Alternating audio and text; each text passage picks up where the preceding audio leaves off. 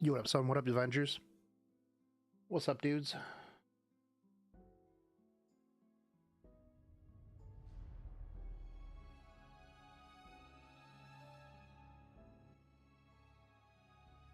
Turn this down. Can't get a good helm to save your life. What are you rolling speed?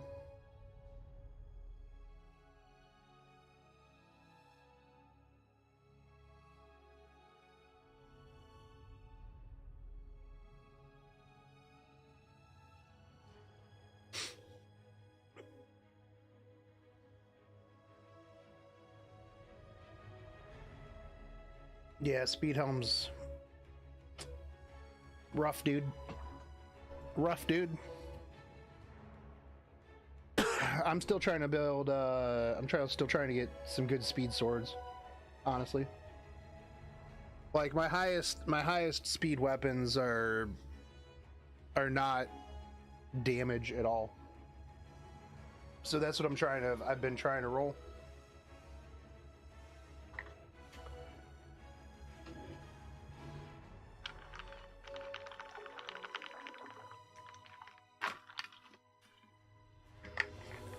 Honestly, not too sure why, but we are. So, is what it is, man.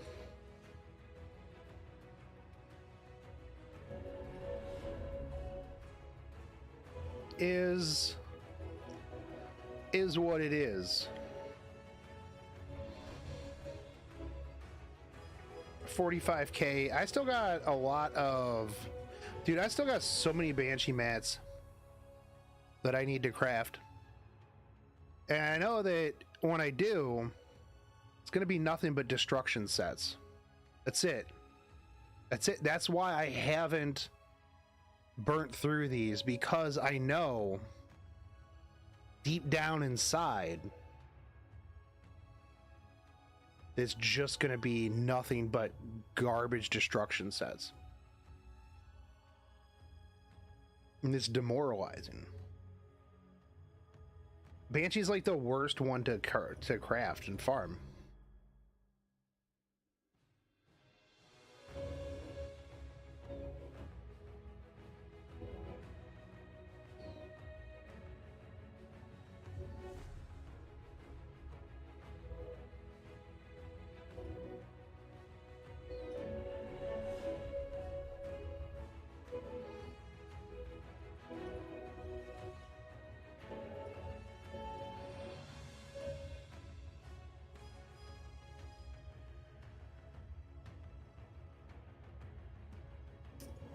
Rip.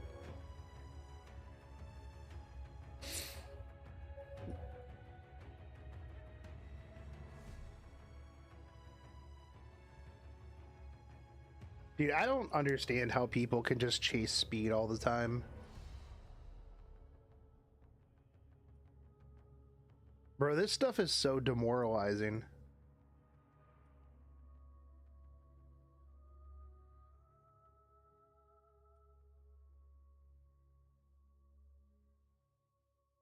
All right.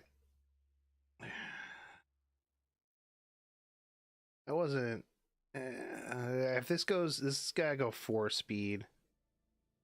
I mean, that's good critical hit damage.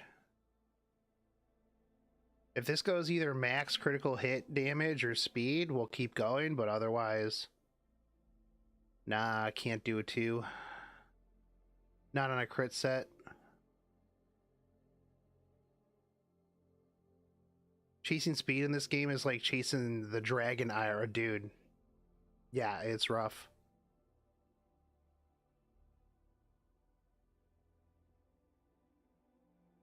See if I got anything else good.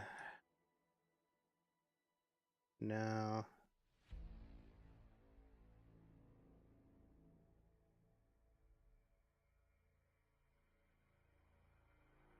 I can get rid of some of these.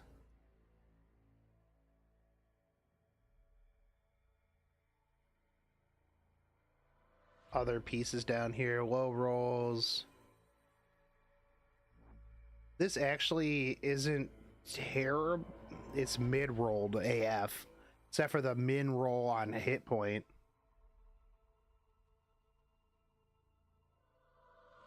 Could be okay. Most likely not.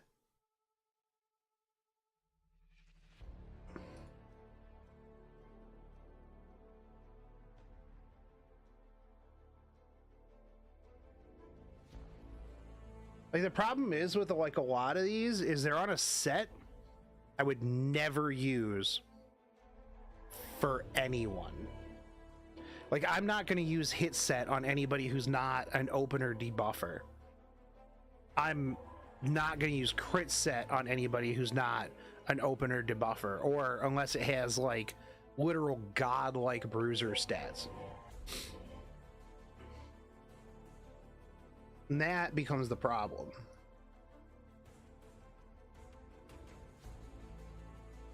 Set change stone when?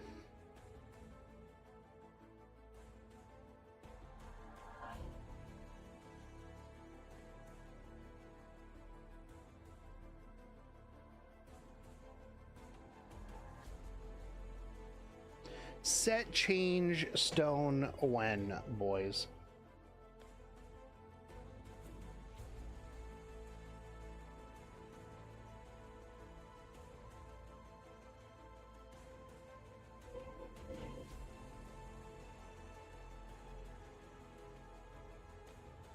All right, that could be good.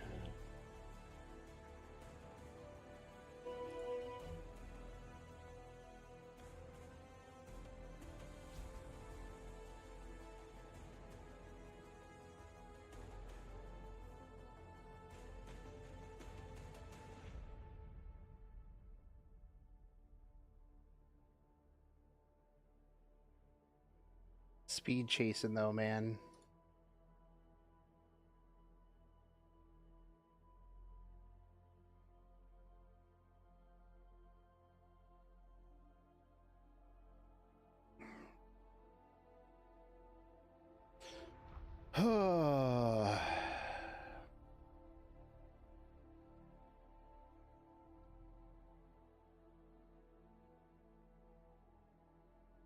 This is so, that attack is so good already, but I'm never going to use that on anybody. I'm not even going to bother continuing, because I don't want a penta-roll attack hit set piece of gear.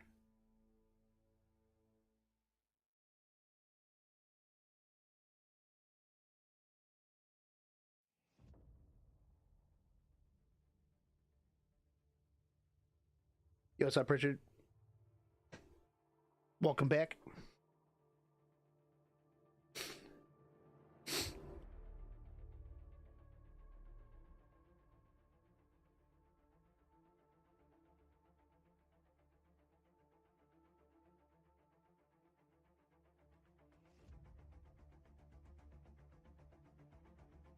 Dude, so for dinner, I made some really good chicken cream of mushroom soup with a nice Asiago cheese bread that I heated up a little bit on the pan.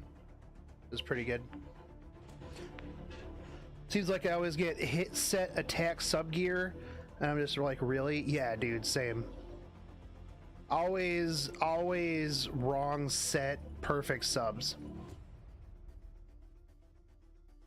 Perfect subs, wrong set. All the time. Feels bad, man.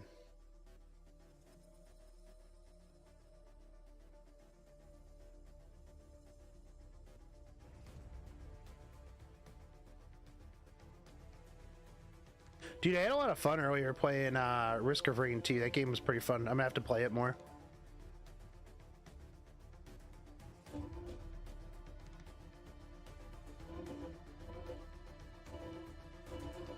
Was any of the rest of this any good? No.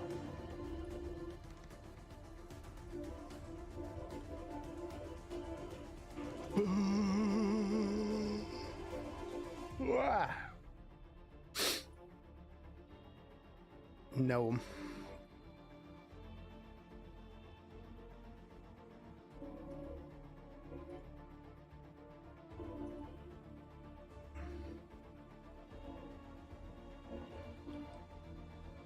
Bad.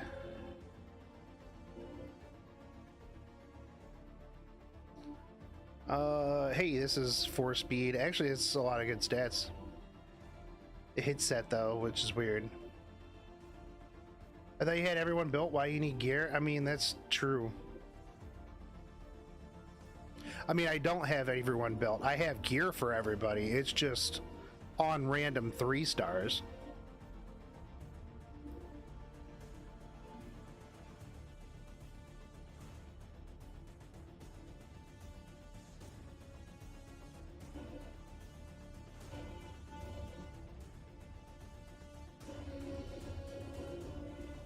It's on random 3 and 2 stars.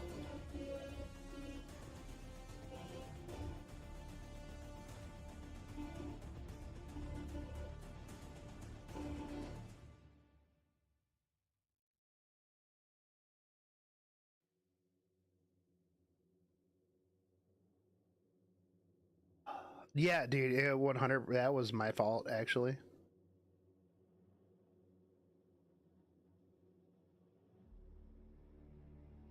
Well, breakfast sounds like it hit good for you. Well, that was more lunch, dinner.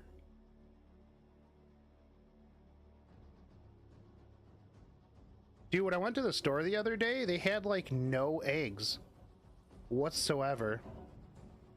I mean, there were like some, but they were like the super expensive, like organic free range butter fed chickens that like get butt massages every day. And I was like, man, I'm not paying $8 for eggs, dude. Fuck that. I'm used to buying those like 5 dozen boxes of eggs. Like they're just real big, like 5 dozen eggs for like you know, like $6 or whatever. Probably a recall on the cheaper ones, maybe. Actually, I think what it was we got a lot of snow in Ohio, right? We got the super storm, and so, you know, anytime that the news is like, oh my god, guys, there's gonna be snow, everybody runs out and prepares for the end of the world. So that probably had something to do with it as well. Me, I just prepare for, I don't want to go to the store for another 2 months. So like, I remember when the Rona first hit, right? And everybody was like, bro, nobody can find toilet paper. Nobody. Toilet paper doesn't exist at all. And I had like, I don't know, 5 of the like 36 packs just in my closet, like in the bathroom closet, because I just never wanted to have to buy toilet paper again. So there was like one time I went to like Sam's Club and I'm just like, I'm buying like 5 of these because I don't want to have to buy toilet paper for like another year or 2, you know. And considering it's just me here, you know, the dogs don't use toilet paper, so, you know, it lasts for quite a while, and I have a bidet anyways. So yeah, so I was like, man, I looked like a crazy prepper before crazy preppers looked like crazy preppers. Yeah. A month ago in Washington, we got 3 feet of snow dumped on us in one night. Nice. I mean, that's kind of how Ohio is sometimes. You wake up one day and you're just like, oh, Pog. Oh, Pog, I can't find my dog. He's lost in the snow. I feel bad for him sometimes because, like, when there's a lot of snow, They go out to use the bathroom, they just kind of stand there and have to poop awkwardly. And I'm just like, I'm not coming out there to shovel a spot for you to poop. I'm just not gonna happen. Managers be like, you still coming in, right? Nah, dude, that's why I work from home, bro.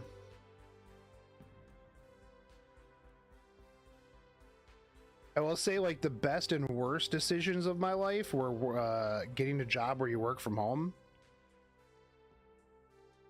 The upside is, well, I don't have to go anywhere. The downside is, well, I don't have to go anywhere, but at the same time, like, I spend a lot of time just sitting on my computer. It was worse, like, at my previous job where I actually had to do work. This job is very sporadic on when I have to work.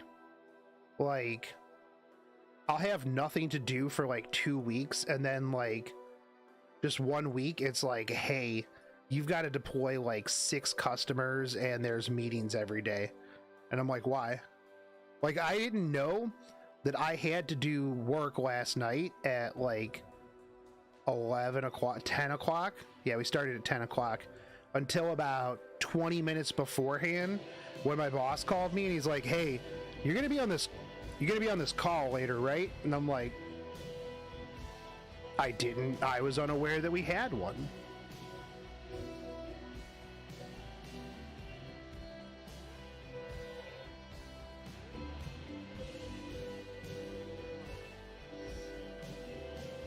Also, on this call was the most stereotypical IT person I think I've ever had.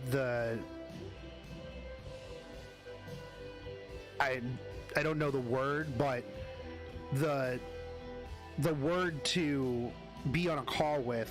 Like, the dude, you could tell, was a hardcore Redditor because he forced unpopular memes into every part of the conversation, and he had the most like awkward, nervous laugh, but he kept doing it constantly.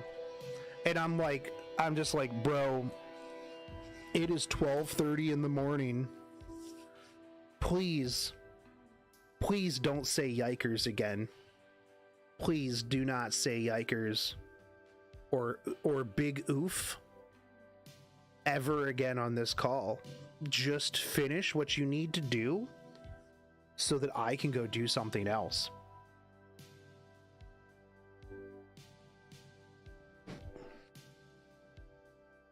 I'm just like, bruh, please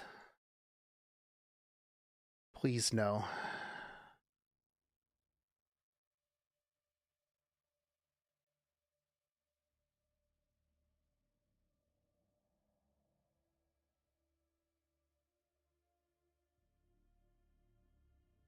It was rather painful to get through.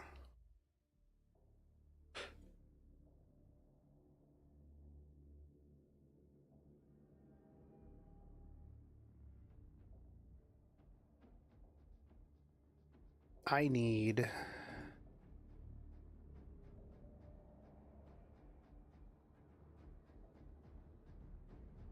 what do I need?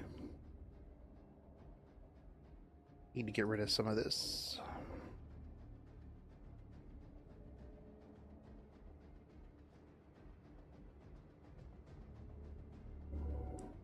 My favorite type of work calls is when nobody talks. The only time that anybody says anything is when they need me to check something. That's it. Those are my favorite types of work calls. Always gotta love the last minute work calls, yeah.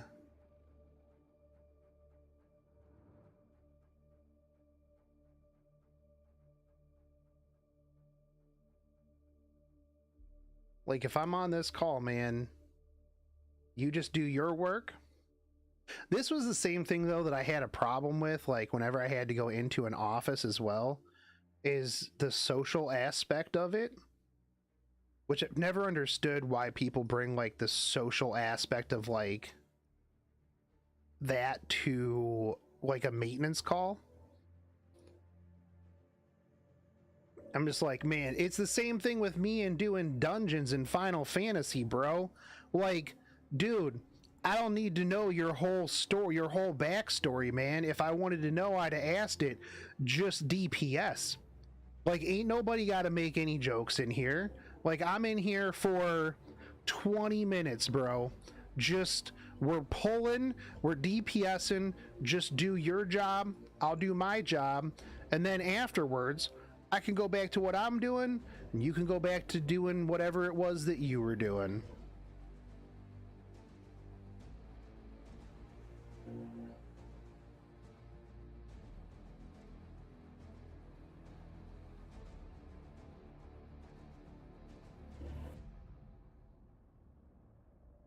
I feel like part of that is the fact that I've always like, well, not always, but like for a while now, I've worked like odd shifts. Like for a long time, I worked third shift, and I just worked by myself.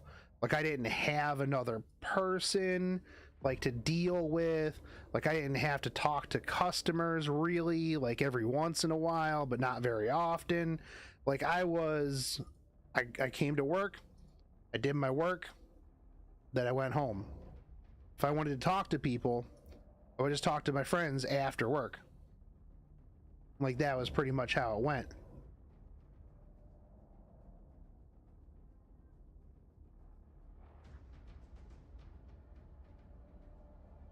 Okay.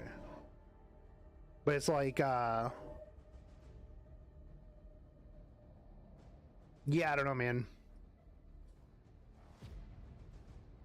I always found that like whenever I'd like would have to go to first shift or something at work, it'd always be people that are just like, oh, what's going on, man? How's everything? You know, blah blah. Let me tell you about my kid's softball team. And I'm like, bro, I only know you through emails.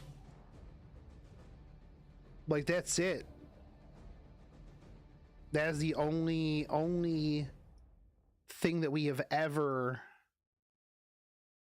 exchanged.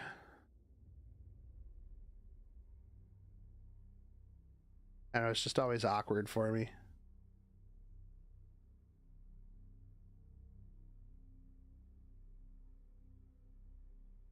I don't want to use this piece. I don't even know why I rolled that.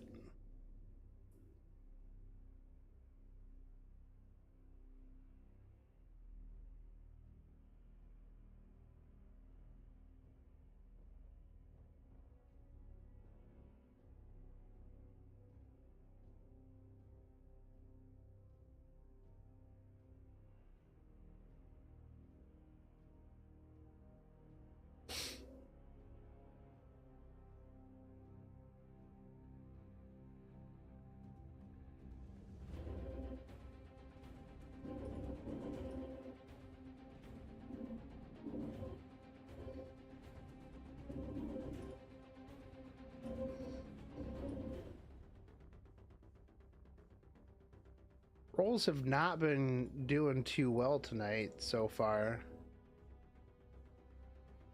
I would say I'm surprised, but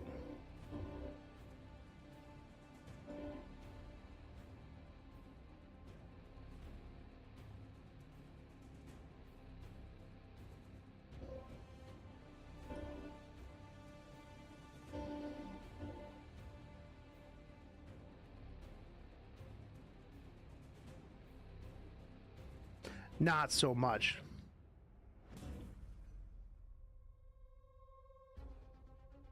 You know the thing too though is like the further you get in this game, right? I tell everyone I don't deal with your crap till the sun comes up, so please go away. I work 6 a.m. to 6 p.m. So I'm just leave me alone. I want music. I do my job. I go home.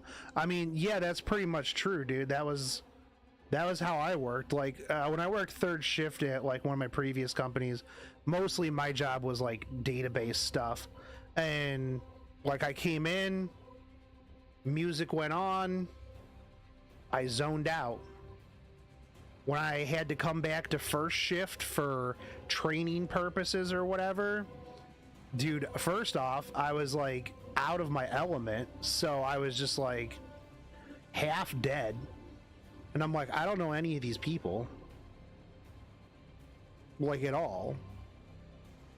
Like, can I just put my headphones on, take this training, and just go back home and go to sleep? Because I'm miserable.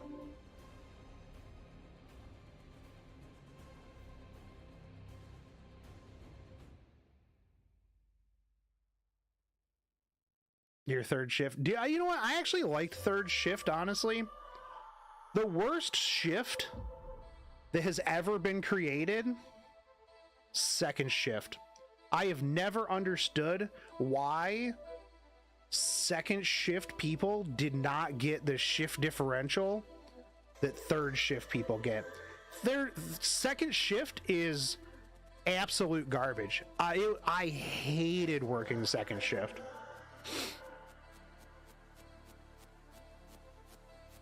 Absolute trash, dude.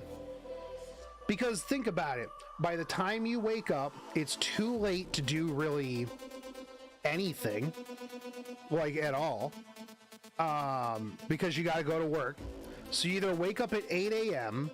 and then go do your stuff first thing in the morning before you go to work, because you got to go to work at like noon or whatever. By the time you get off work, all your first shift friends are going to bed, probably. You know, your third shift friends are going to work. Did I ever get ML Sermia? I didn't know. I'm not too super worried about her. Working's fun. What do you mean? Well, that's just because you don't want to go home because you don't pay the electric bill. Yeah, everything closes at 11 o'clock. I'll tell you what, I miss from the pre-pandemic days, from the old times, from the days of yore, when Walmart was open 24/7. When Walmart was open 24/7, it didn't matter if it was 3 in the morning. I could go to Walmart and I could see somebody in sweatpants, like, throwing up in an aisle. I don't know, but there were 4 people exactly in Walmart at 3 in the morning, not including staff, obviously. But now I have to go at normal times. If I go in the middle of the day, there's a whole bunch of old people just standing around in the aisle, like, talking to each other. It's like, bro, it's Walmart. Get your stuff, and go. Get out of my aisle. I got stuff to do. You go anytime other than that, and it's the same thing, except, you know, it's middle-aged house moms. And I'm just like, bruh, can you just get your stuff and move? Just leave. Leave. Why are you like this? And this is why I buy like 2 months worth of groceries so that I don't have to go outside.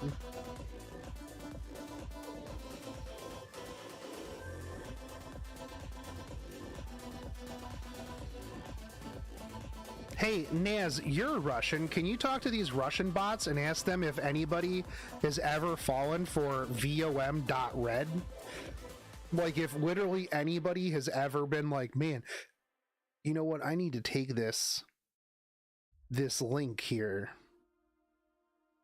Take the space out of it. And then go to this sketchy website that's going to steal my ID. Oh, what am I looking for? Yeah, speed rolls. Unfortunately. Realistically, that's like the only thing left from my account.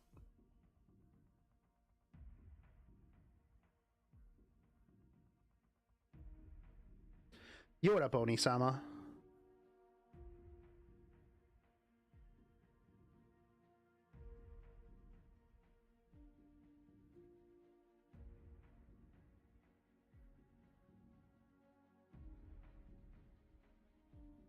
What's good, dude?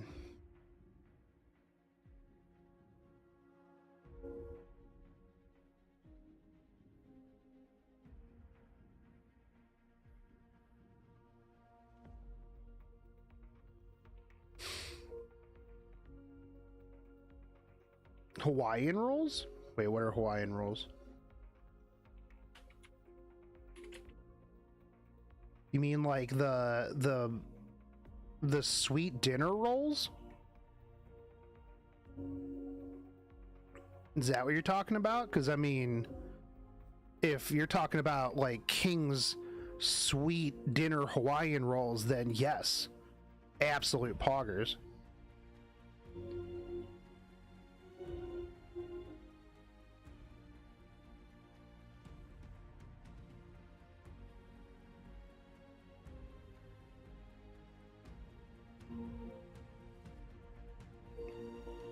Dude, those things are so good.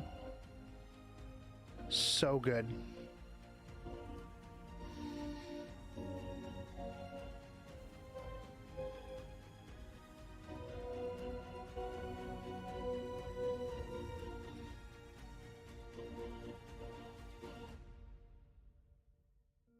Remember going to Walmart drunk and eating a whole bag raw? I mean, I eat a whole bag raw by myself, bruh. I don't even have to be drunk for that. Dude, toast them up a little bit. Throw some Irish butter on them. Oh, bro. Dude. If my driveway were not completely snowed in and a car at the end of the driveway, I would probably consider going and getting some most Hawaiian sweet rolls now.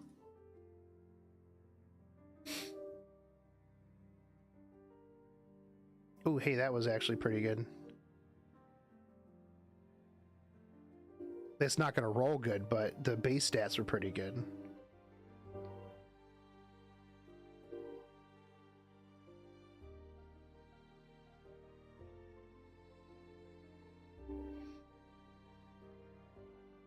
Where'd that go?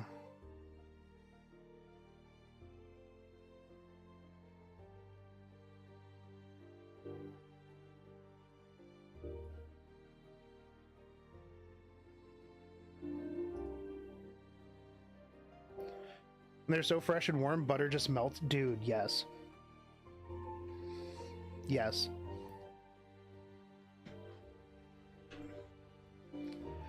Dude, I love toast. I love toasted warm bread. Like, there are few things, food-wise, that I like more than toasted warm bread with just butter. Like, it's... Yeah. Yeah, it's amazing, dude. Whoever was like, bro, you see that bread? Cook it again. Fucking genius. Absolute genius.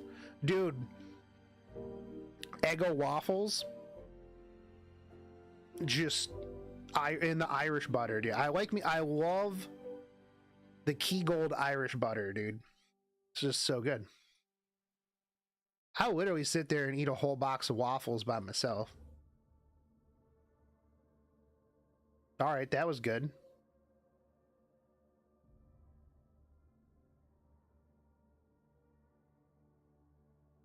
Yeah, I don't even have to be drunk for that stuff, man.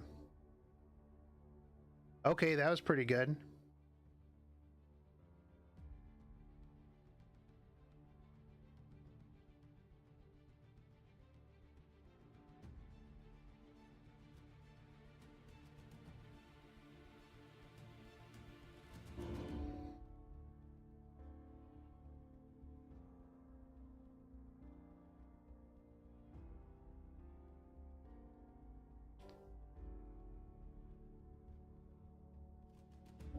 Dude, maybe I unbury my driveway tomorrow and I go get a box of waffles.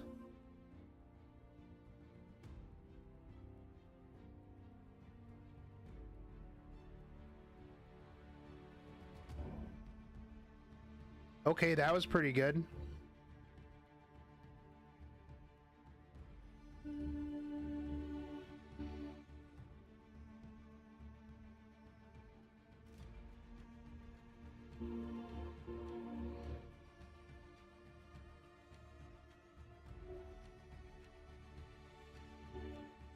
That wasn't bad. 3 roll.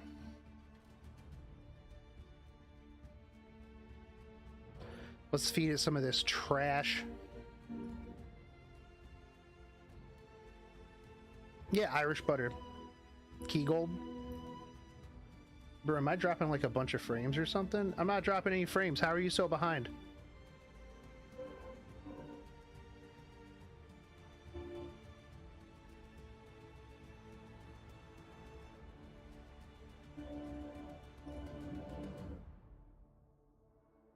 It's Kriegold, Irish butter. Kerrygold. There you go. I knew there was a K and gold in it, okay? Kerrygold, pure Irish butter, salted. Good shit. I'll say this. I know it's a little bit more expensive, the Kerrygold Irish butter, but it does make a difference. It does make a difference. And considering how much you use butter, the extra little bit that you you pay for it, it's worth. Certain things worth the extra. Thoughts on ML Sirmia? She seems okay, but because she's not Chaos Sect Sirmia, she's trash. The fact that they were like, man, you know what? Everyone has wanted Chaos Sect Sirmia. Ever since we started putting the Chaos Sect boys and girl with Sirmia, it's probably a lot of people's favorite side story. You know what we're going to do instead? We're going to make Sirmia into some sort of weird Lionheart character that doesn't really gamble at all and is a Yuri Twitter fan fiction bait for you know, Bryceria. Trash. Just got back from the grocery store. What's good? Did you get me the waffles that I needed from the grocery store?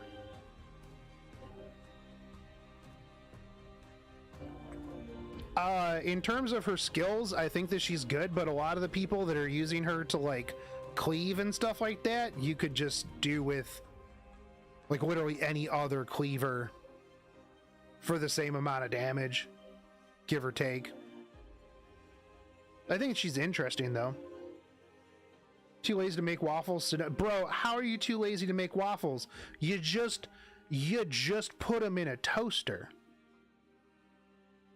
I did get a shit ton of breakfast sausages and muffins. I'm just gonna say breakfast sausages and well, no, because breakfast sausages you can just put them in the microwave.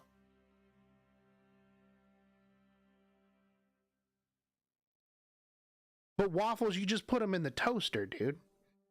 The toaster is just a vertical microwave for bread. Like waffles take actually less button clicks. I guess more counter pick to punish counter shenanigans. Yeah, no, for sure.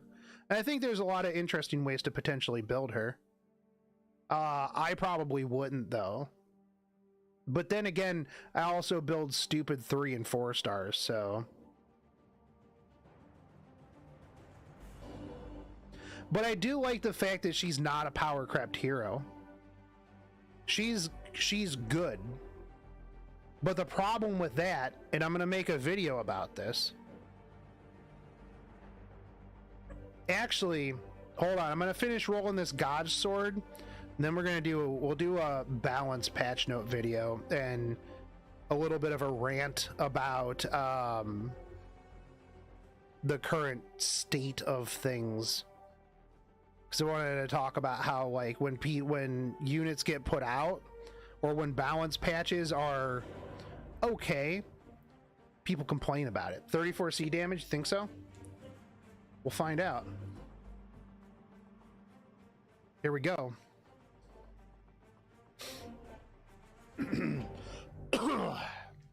Stallage, let's go. No, flat health, but still good. He had to go into flat health for the last one. You know, we can change that to attack, though. We can change that to attack. Modify.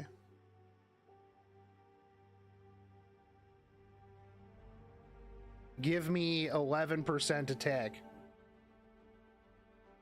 11% attack. All right, there we go.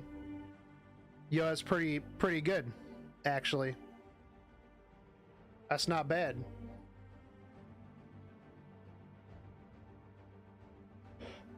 That's not bad at all.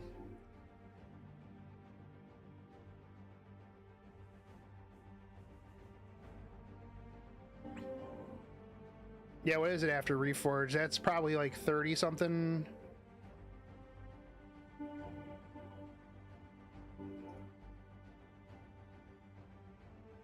Yeah, there we go.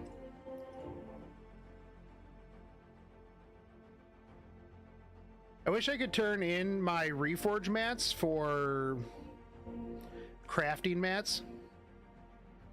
That would be nice.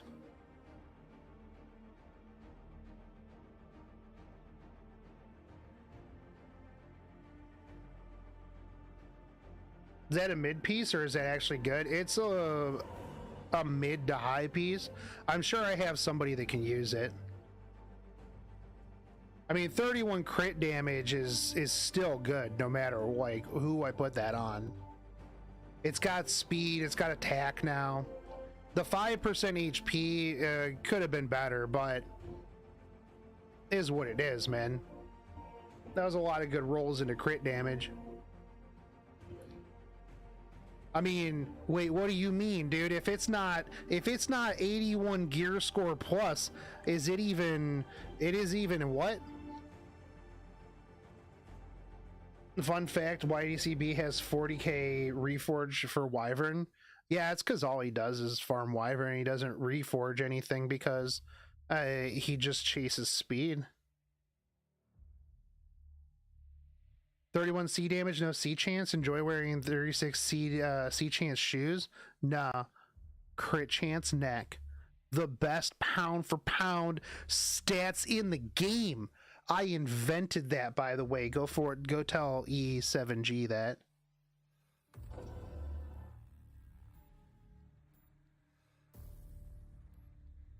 Go tell E7. I literally invented the crit chance neck. Nobody had ever thought of crit chance neck before I came along.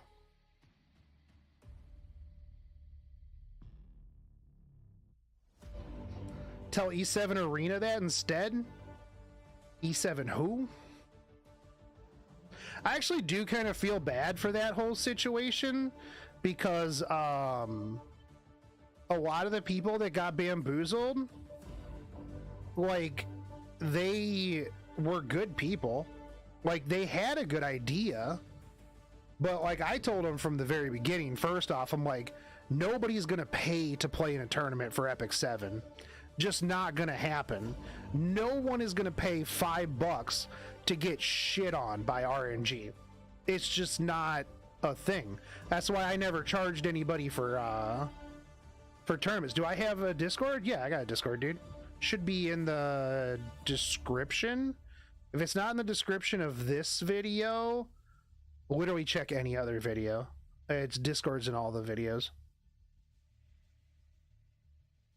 But like, yeah, nobody's gonna pay. Man, I remember when Tenha tried to do a paid tournament and he's like, oh, it's gonna be like $20 for everybody to enter, and then there's gonna be a pot, and I'm like, nobody's gonna pay $20 to get shit on by legend players. It's just not gonna happen.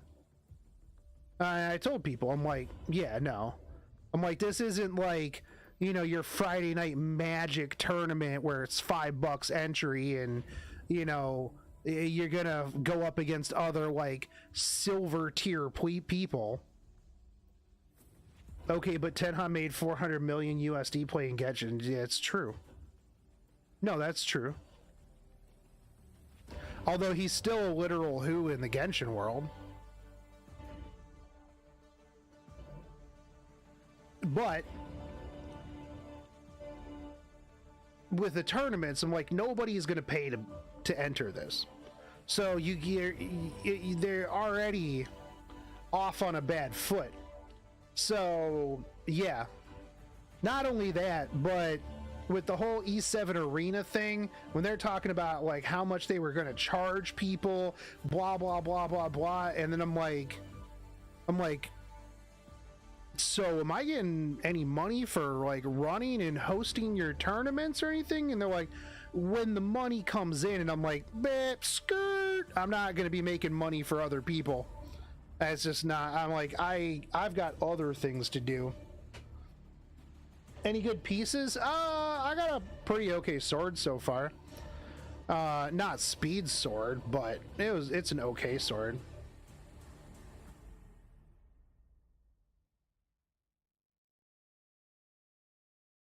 Yeah, like that whole thing from like the very beginning was like, I was like, this smells a little shady. I will pass. Not only that, but like they had like work meetings and stuff like that, like, and like taking notes and stuff. I'm like, you're not my boss, dude. I was like, this kind of crazy. What's up, David? Devoid.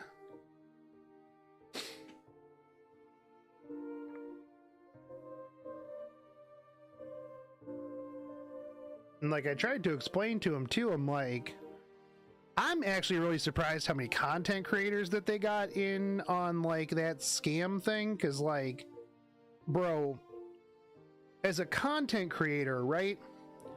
Like, I tried to explain to him, and I tried to explain to other content creators too.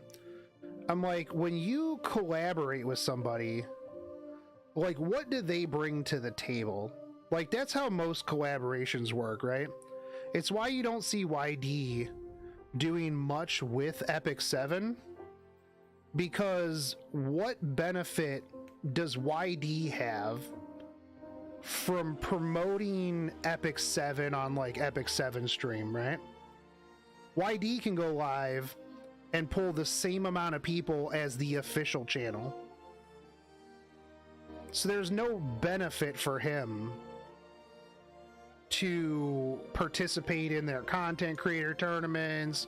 I mean, unless he's getting paid, right? Yo, what's up, Rise?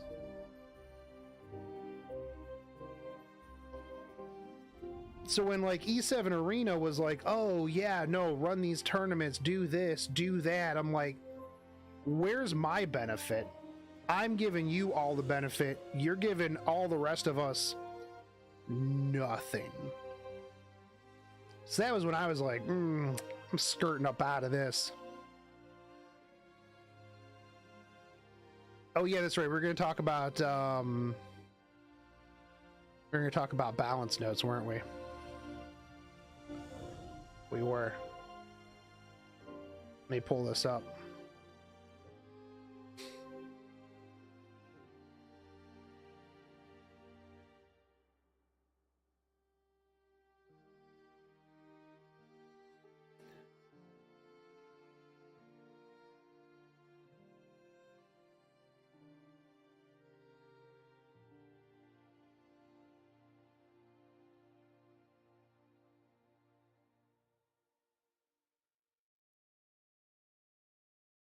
I just had half of one of my 2 breakfast muffins. They're so good. Like, they're clean, not messy, kind of dry, but I like that. That's weird. Am I going to build Green Celine or Wilbet? I mean, I'm going to build, I already have Green Celine built. I already have Green Celine built. All right. Enhance. Beep, beep. Enhance. Beep, beep.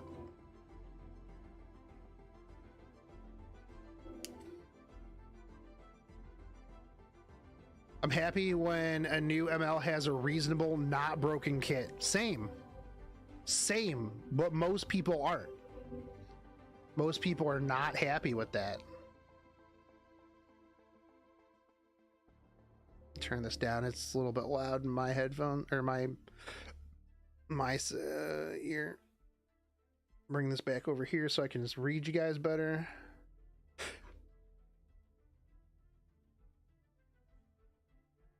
Yo, what up, YouTube? It's your boy Shotgun Shogun, and we're gonna be talking about the developer notes, which came out yesterday at some point, but I was too busy playing Vampire Survivors the entire day to hit record on OBS and talk about the developer notes because, well, I was busy playing Vampire Survivor. Deal with it. So we're gonna be talking about it today, and this is probably actually gonna go up on Sunday, which, by the way, if you're not subscribed to the channel, subscribe to the channel and hit the notification bell, because I stream on both YouTube and Twitch, and I'm actually getting a little bit weirded out because people be like, bro, I can't, you're back. I can't believe that you're back, man. I haven't seen you in like 7 million years. And I'm like, dude, I stream like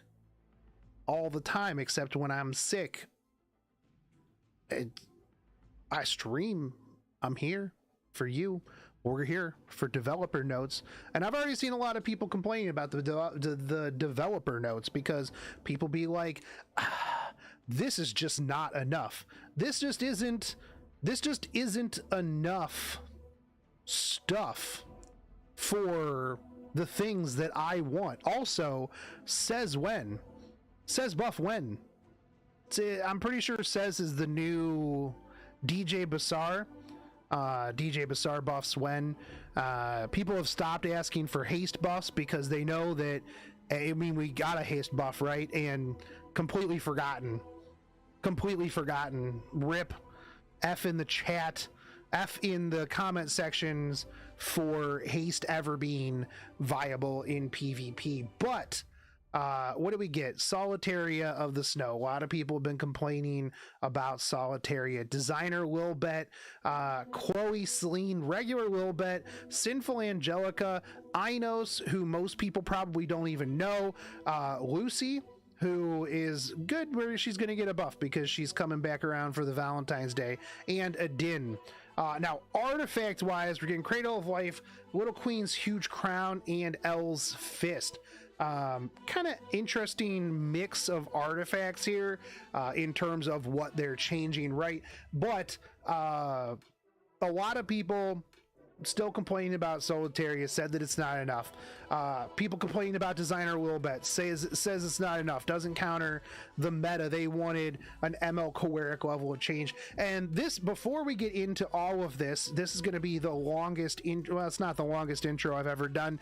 We're only at about a minute anyways. But something that has kind of been getting on my nerves a little bit about the Epic 7 community is the Epic 7 community. I mean, the fact that any time we get a balanced patch or a balanced character, because they are not cranked up to 12 like A Ravi was, or Violet was, or ML Coeric was, where they are instantly go from, you know, the 0 to hero, it is trash. It's just not good. Why isn't my favorite character the next A Ravi? Why isn't my character the next one that's gonna be meta because I plus 15'd it before it was cool, and then I can be like, bruh, I was using Fire 5 head before anybody even knew what she could do, which I was the one who came up with Fire 5 head. I'm going to copyright that. I'm going to start copy striking anybody who says Fire 5 head, by the way. Just throwing that out there. So if you don't want to get DMCA'd, don't ever call Fire Charlotte Fire 5 head. That's mine. I got that. But this is one of the big problems that I think a lot of people in terms of the community have, and I think that this is also cyclical back into Smilegate, where when a new character comes out, even though they're good and they're usable, people are like, oh, easy skip, sleep, snore, easiest bookmarks, skip some saves of my life, and then Smilegate goes, Oh, bro, they hate it. They hate it, and they're like, but the devs are like, or the people in charge are like, hold on, does global hate it, or does KR hate it? And then they go, well, global hates it. KR hasn't complained yet. They're like, oh, just global? F them. Now, once the KR side complains, then they're like, oh my God, hold on. Wait, hold on. How many out of the 7 people who still play on KR are mad? And they're like, bro, 5 people are mad that this unit is completely unusable. And they're like, oh my God, 5 out of 7 of the people that still play on the KR server are mad? We need a special live stream right now. Don't worry, assure them that whatever their demands are, they will be met. 5 out of 7. I can't believe that we could potentially lose that many people that still play on the KR server. So that leads to a lot to the power creep that we see in the game, because if it's not the shiniest new thing, it's trash. Literal garbage until 3 months later when somebody just puts it in good gear and then stomps on people. But that aside, we're here for the developer notes, and we're 6.5 minutes in, and we haven't even talked about anything in the developer notes except for who's getting changed. So hold on to your pants, boys, because this one's going to be a long one. So Solitary of the Snow, previously, pew pew pew. Not only that, can we just talk about how cute Solitary of the Snow is? She might be the worst unit in the game. I don't even care. She's super hot, and she wants 5 babies. I will deliver. Attacks the enemy with magic with a 25% chance to stun for 1 turn. When used on the caster's turn, pew pew pew becomes an attack that targets all enemies. The chance attack does not trigger a dual attack. Now, I don't really like what they did here with this, because it just makes it more gimmicky. They could have just slapped on cannot be countered. So attacks the enemy with a staff with a 75% chance to dispel 1 buff. When the caster is granted Daydream, activates Floosh Ha, which has as an extra attack. Floosh Ha attacks all enemies with mana with a 25% chance to stun for 1 turn. Okay, so here you go. Now it's an extra turn, which triggers ML Surmia, which triggers Rowana, which triggers other stuff. Now, sure, can the extra attack be countered? No, because it's an extra attack. It can't be countered. But they could have just made it uncounterable. When Floosh Ha is being used, cannot be countered. Seems pretty simple to me. Not sure why you had to make it an extra attack. Seems a little extra. Now, you do have a 75% chance to dispel 1 buff when the caster is granted Daydream, which we're going to be talking about Daydream as well. From there, still countered by Merc. People sad? True, because of the artifact. Feels sad, man. But what do they have against buffs, dude? Like, this game hates buffs. Everybody, bro, just get rid of that buff. The extra attack lets her eat AoE without eating a bajillion counters. True, but you know what else, Rifaru, would make that work? Can't be countered. Simple. The extra attack is just an extra gimmick. I think that, I don't know. I don't think it necessarily needed to be an extra attack. Could have just slapped the cannot be countered tag on it, like Landy, like, S10, any one of those things. Boom, easy fix. Now I want to go home. Decrease the amount of focus gained by the enemy by 100%. When the caster is buffed at the start of the turn, has a 100% chance to grant Daydream for 1 turn. Now, decrease the amount of focus gained by 100%. Still, Extra attack makes her great with F10's artifact, though. It would have been fine even without the extra attack, right? Does F10's artifact proc? Would it proc twice? It might proc twice. But still, are you going to, if you only have one, are you taking it off of Champ Zerato or Archdemon Mercedes to put it on Solitaria? Probably not. Most likely. But so it only procs on extra attacks. That's true. Got two. Oh man, I need another one. But decrease the amount of focus gained by the enemy. Now, here's one of the big problems with Solitaria, right? Who uses focus in today's day and age? I haven't seen an SSB in a while. Rylet? Yeah, sure. But chances are Rylet's on speed pen, and he doesn't even care about focus because he just killed your maid. Doesn't matter. You would probably bring this in against Rylet anyways, and they would probably ban it, mill him. That's true. Violet, though? Okay, that's fair. You guys are bringing up some good chat with some actual good examples here. So two people, Violet and Millum. That's it. Now, if they would have changed it to prevent focus and Fighting Spirit, instant meta. Would have instantly become meta. Would have been used all the time. Would have hard stopped like A-Ravi's, Landies.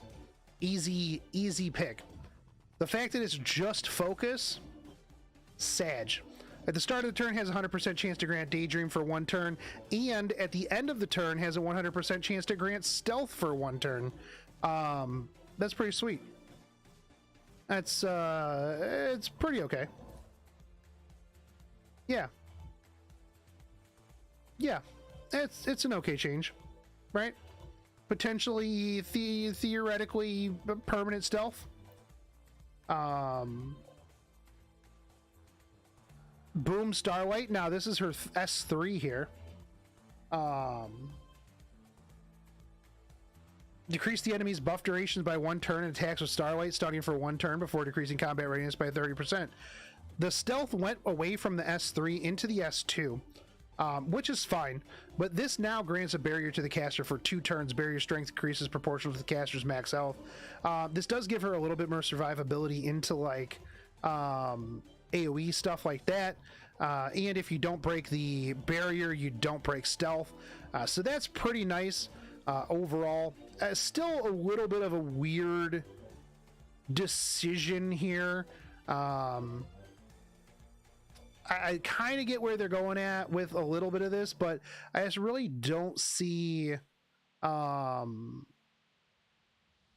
what they're kind of doing here.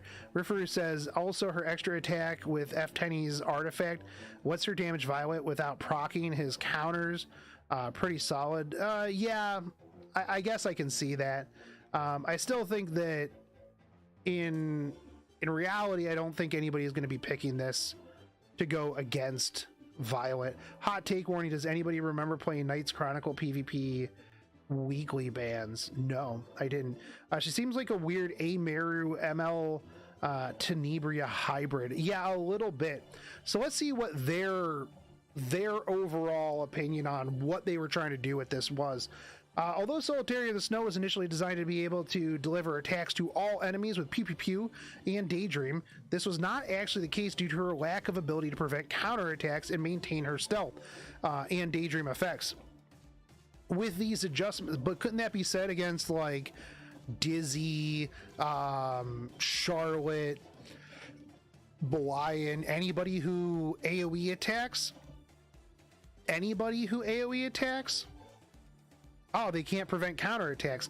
That's why you take counterattackers into them.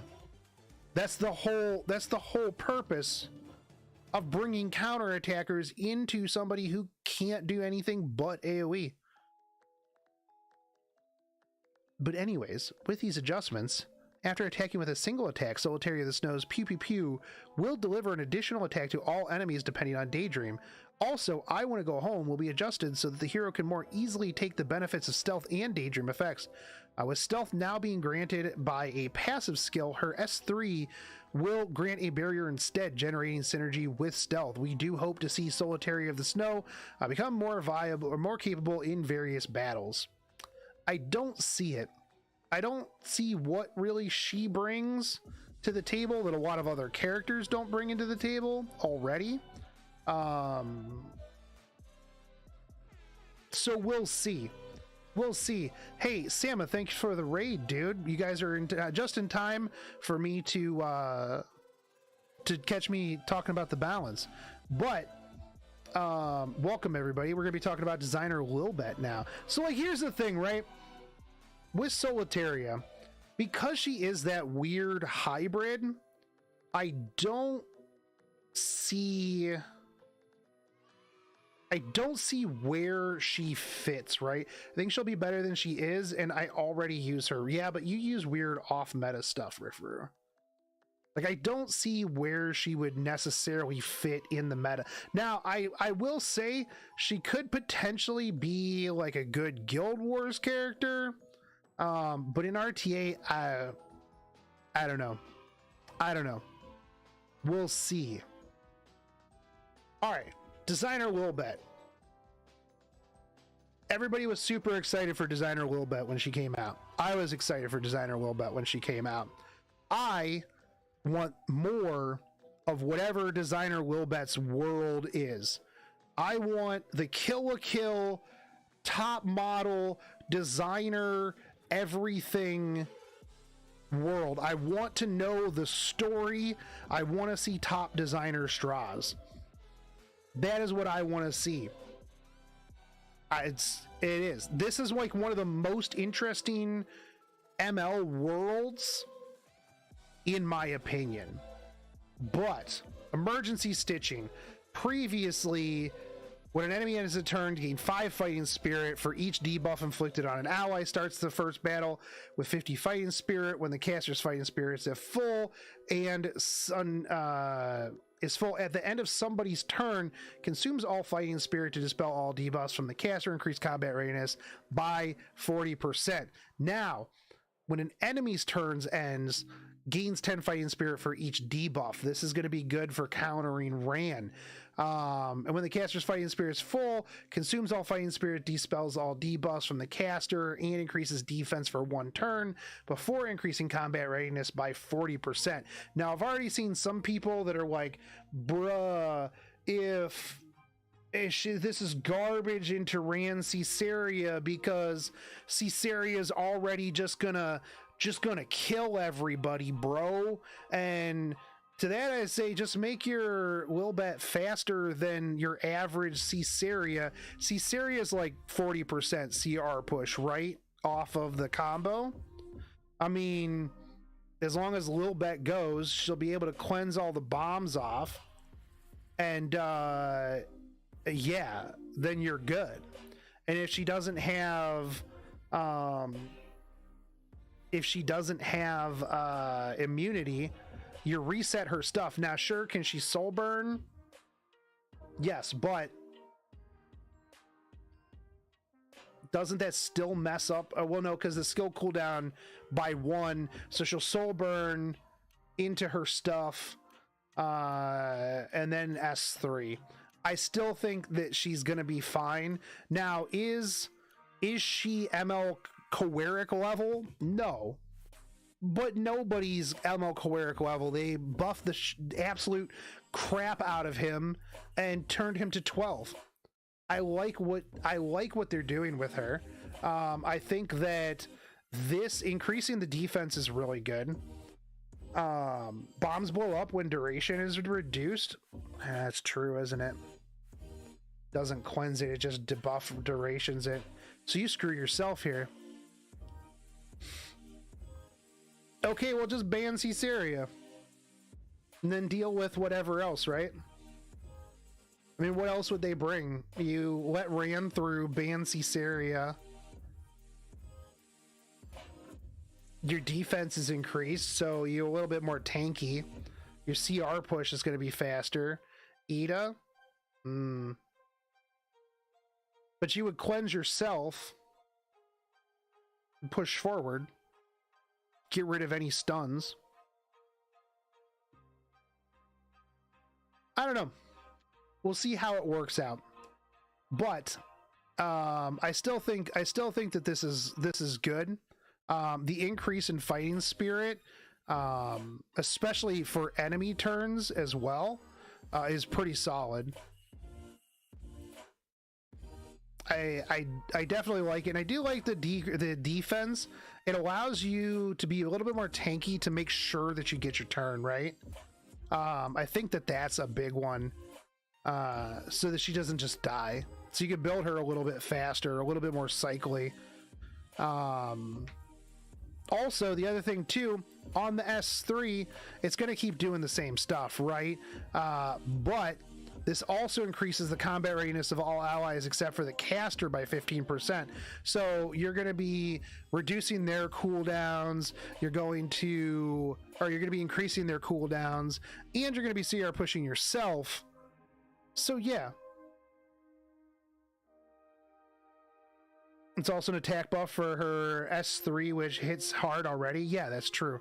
She'll be reliable and a bit more stat friendly, which is all anyone wants.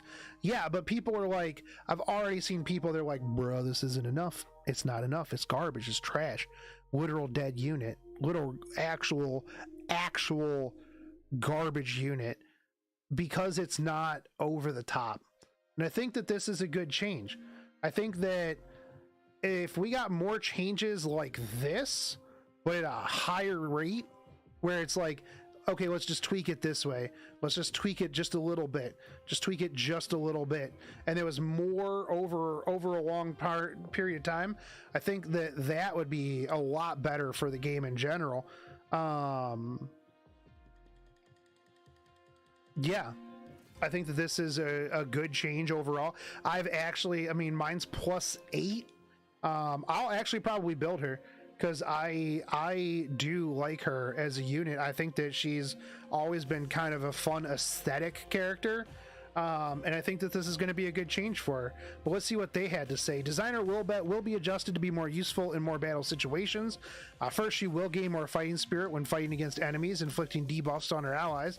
The effect of emergency stitching when the caster's fighting spirit is full, such as dispelling debuffs from the caster and increasing their combat readiness, will take effect at the end of the enemy's turn. The fighting spirit will also increase defense of the caster for 1 turn, generally increasing her survivability. Model disqualification increases combat readiness of Designer Wilbet's allies, making a favorable situation for them during battle. With these adjustments, Designer Wilbet will be more versatile when the team makes either offensive or defensive moves contributing towards victory. So I do think that she's solid. I think that this is a good change, and it'll be interesting to see just where she goes from here. Have you seen her S3 in high defense yet? Yeah, I've seen some pretty good high defensive Designer Wilbets. The other thing too is this would make for a good lifesteal build. Like, you can't really lock her down. The increased defense is huge, and the CR push that she gives herself is going to be really good. So yeah. Have I seen her S3 in high definition? No, I haven't yet. I haven't. So I think overall that this is a solid change. Chloe, who most people don't even remember exists. Some people use her for Wyvern 13. But Magic Nail is going to also increase damage, and it's going to increase combat readiness by 50%. So it'll be interesting to see what the one-shot teams are for Chloe moving forward, because it'll have increased damage dealt and 50% combat readiness. So somebody's going to be able to make like a one-shot, like a really like regular one-shot team with her, which I'm super interested in seeing, because Hyper Strike is also going to be getting its damage dealt increased as well.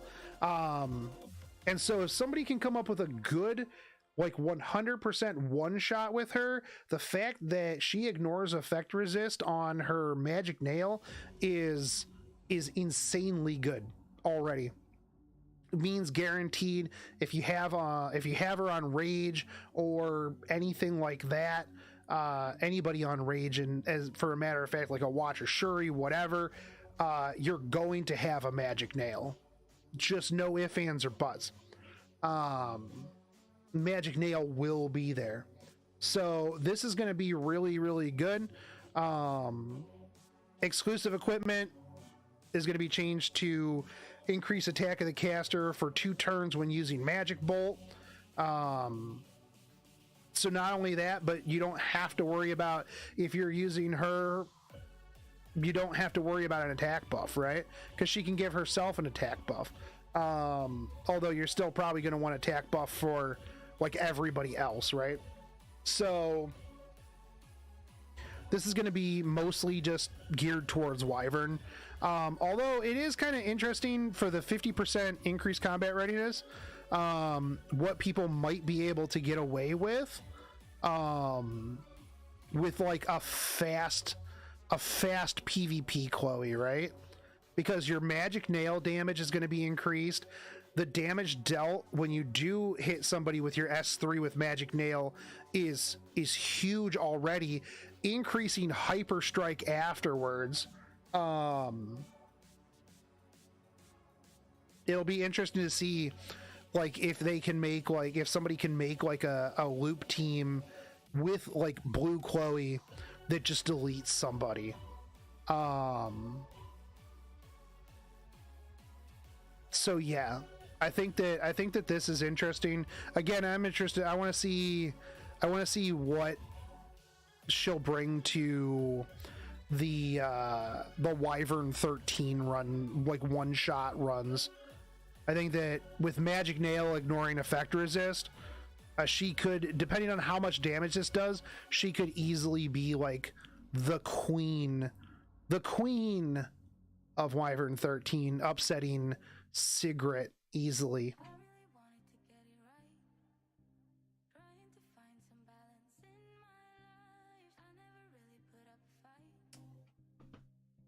But yeah, no, it even says here at the bottom, with these improvements, we hope to see Chloe have more contribution in PvE battles such as Wyvern Hunt by inflicting debuffs with her Magic Bolt, ignoring enemy effect resist. Yeah, 100%, for sure. But here is the buff that a lot of people have been pretty excited about. Although I have seen some people say that this is a direct nerf to Celine, which we also saw this with ML Ken and a whole bunch of other units, right, where they buff a unit and then people are like, bro, these buffs suck so bad, I'm so mad right now, you just nerfed my perfect unit and I don't even get a selector. This is garbage, this is trash, I hate this. And yeah.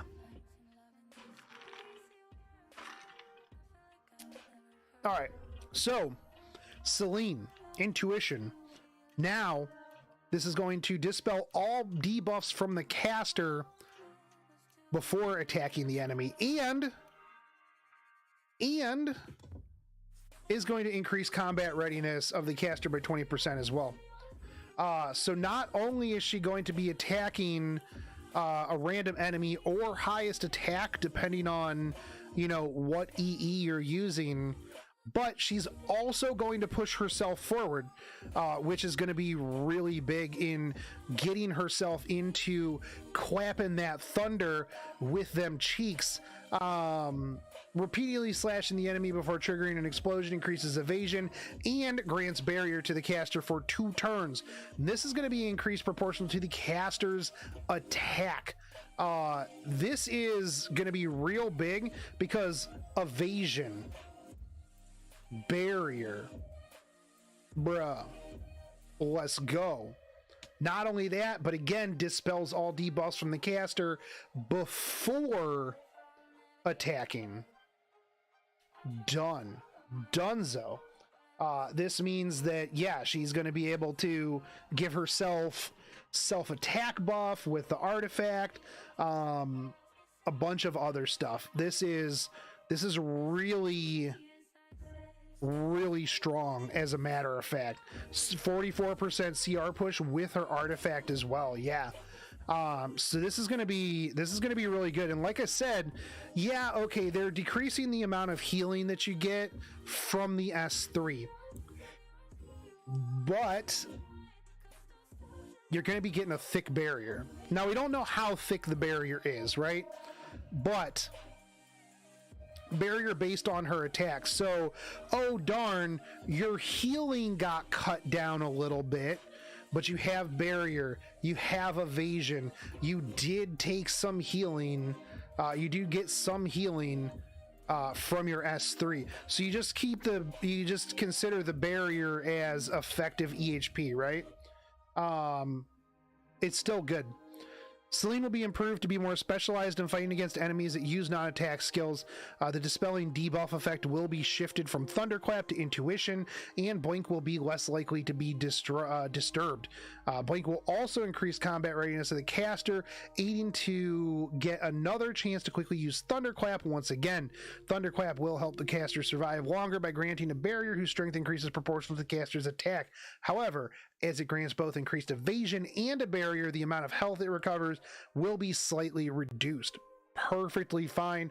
I think your overall EHP is going to be going up exponentially compared to the healing that you would have gotten, because let's be real, if you're already at full health, any healing that you would have gotten is literally wasted, whereas a barrier, you're Gucci. It's gonna be there. All right, Wilbet. Green Wilbet. So both Wilbets got upgraded this time around. But Snip Snip. Previously, this is brutally cuts the enemy with a 50% chance each to inflict 4 bleeding effects for 2 turns before increasing the caster's combat radius by 50%. Damage dealt increase when target isn't buffed. Okay, fine. Now, 55% chance to each inflict 3 bleeding, which I'm going to point out, they gave you a 5% more chance, but they took away one of the bleeding effects. First off, I hate bleed. It's like the most useless debuff in the game for, you know, PvP. But they gave you 5% more chance. When the target is bleeding after the attack, though, increase the combat readiness of the caster by an additional 50%. So this is, in theory, a take an extra turn. So I understand why they would have reduced the amount of bleeding effects. Because, yeah.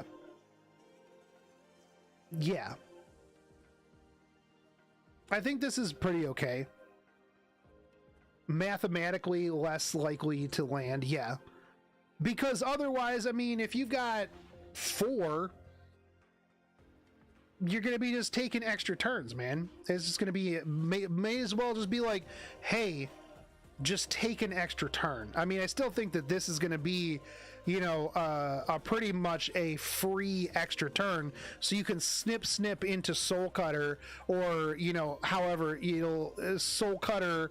Snip will help you reduce your Soul Cutter. And then if you do extinct somebody, decrease the caster's skill cooldown by 1 turn. So this is going to be really big on cycling. Honestly, like, I can see her just hyper cycling, like real hard.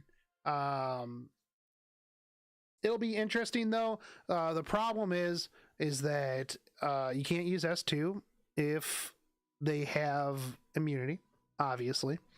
So you're gonna have to bring somebody to strip. Her S3, it still does hit kind of hard, but I mean, nobody really uses her much for anything. I don't know that this is going to be the huge boon that it needs to be, right? This isn't gonna, I don't know that this is going to be what puts Lilbet back in the spotlight. However, this could be really good for Banshee. Lilbet already had a good spot in Banshee, right? I could just see this being really good for cycling through on damage for Banshee. However, I don't know, because you could do too much damage, right, with S2 into S3. I don't know. Maybe it won't be. Maybe it will be. Maybe you use Lucy to force it so it doesn't break. S2, S3 for some sort of one-shot for, you know, anybody who doesn't have the 2-star mouse that you could just use to one-shot it. But let's see what they have to say. Lilbet is a hero who, using her skill, Soul Cutter, is capable of inflicting extinction to enemies with increased hit chance. Her skill Snip Snip will be adjusted so that her strategic strength can be more efficient. The conditions on damage increase will be removed, and it will increase combat readiness of the caster by an additional 50% when the target is bleeding after the attack. However, the hero to take the next turn, allowing the hero to take the next turn much earlier.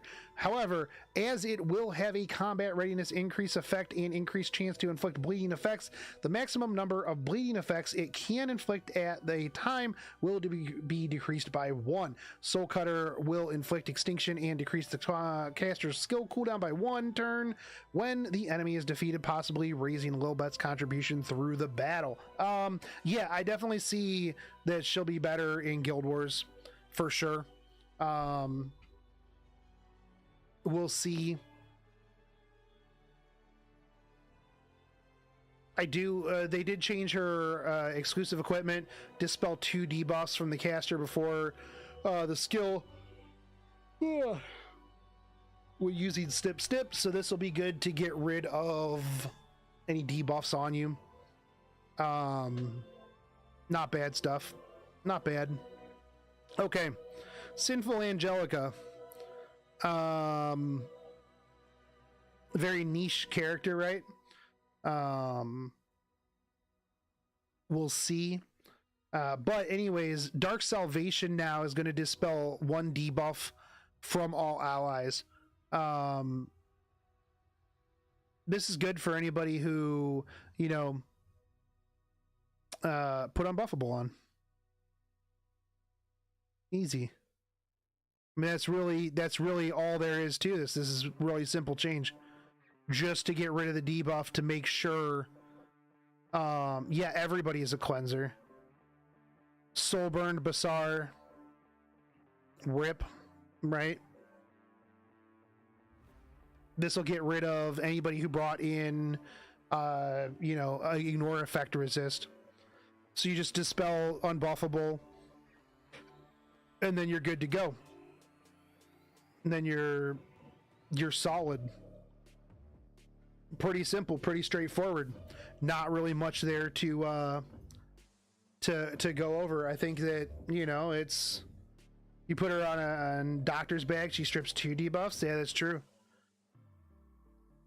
Although who I guess you could put, I guess Ran, because you would get rid of the stigma before defense break.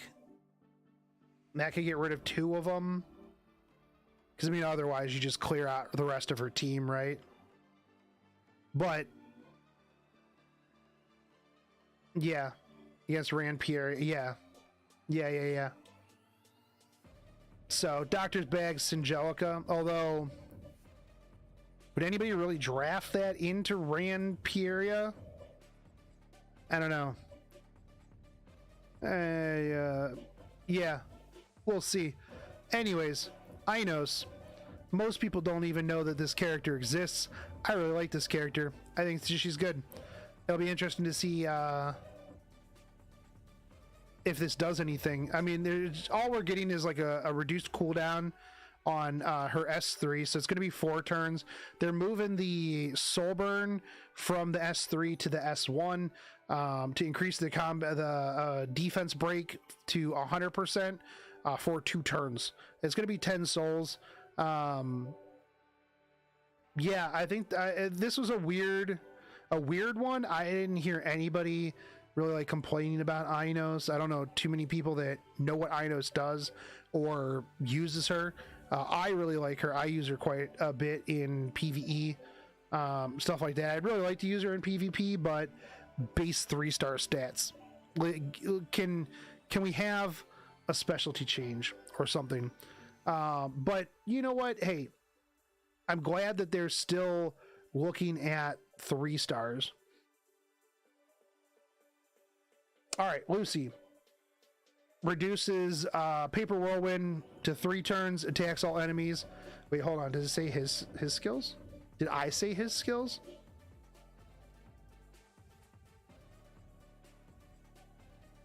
Did it say his skills? I know there was one thing, like a huge mistype on here somewhere. Somebody posted it up early in the morning. I saw it.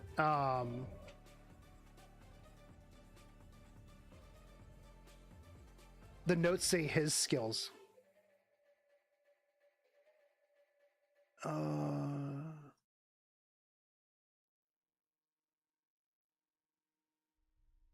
a shorter cooldown.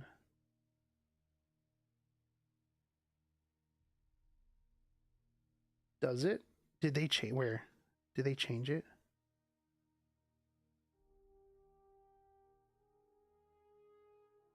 I'm trying to find out where it's at.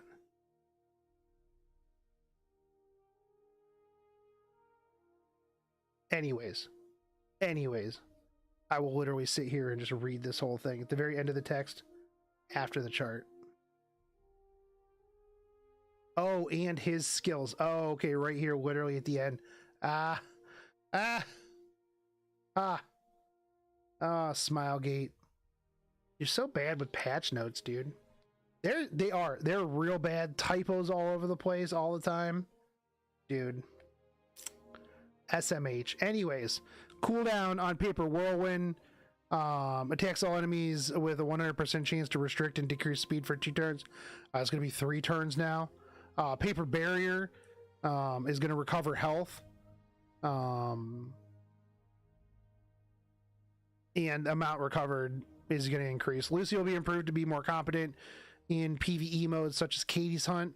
The skill Paper Whirlwind will decrease the Paper Barrier. Will decrease while Paper Barrier becomes able to recover allies' health.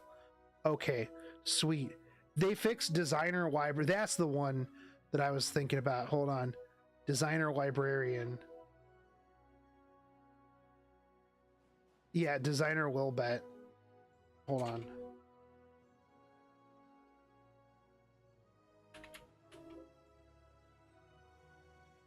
Yeah, it looks like they did.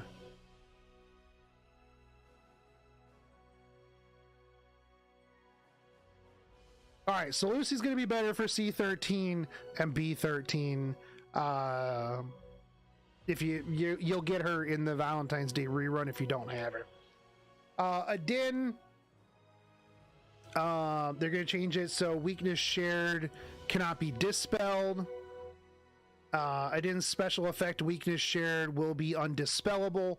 This hero will be able to keep on taking advantage of the effect while fighting against elite or boss monsters capable of dispelling buffs. Okay, so they're just going to change that. Easy thing. Okay, Cradle of Life. They're going to get rid of poison, add in burn. Okay, sweet. 40% to 80% chance to inflict a random debuff for 2 turns after using a single attack on the caster's turn. I like that. I like to change to 2 turns because 1 turn just feels wasted, right? Like 1 turn, if you hit them, they go like right now. Gross. All right, but getting rid of poison, going into burn. Don't really like that. Poison, OP. Burn, not as OP. So, yeah. But you gotta get rid of poison because poison busted in Abyss and PvE. That's about it. But this does make it a little bit better, I guess, for PvP if you wanted to use it. Cradle of Life has not been favored much by players due to its low chance of activating its effects and the short effect duration. With these improvements, the skill effect will be activated when delivering a single attack on the caster's turn at an increased chance for 2 turns. We hope to see this artifact is more widely adopted by different warriors. I doubt it. I doubt it. Little Queen's Huge Crown. Now this is going to be pretty okay and interesting for potential PvP. This is going to be splitting the damage between single attacks and the barrier, right? So you're going to get up to 16% damage on just your base attacks, which is already pretty good. But if they've got a shield, you're going to get an extra of 8 to 16% if they've got a barrier. Now, Riffer has informed us that it does not work against undispellable barriers like Wyvern or White Expo.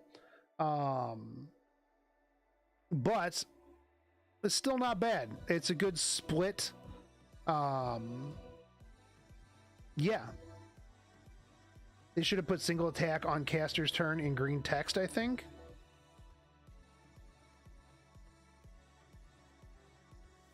Oh, for Cradle of Life? Yeah, they probably should have.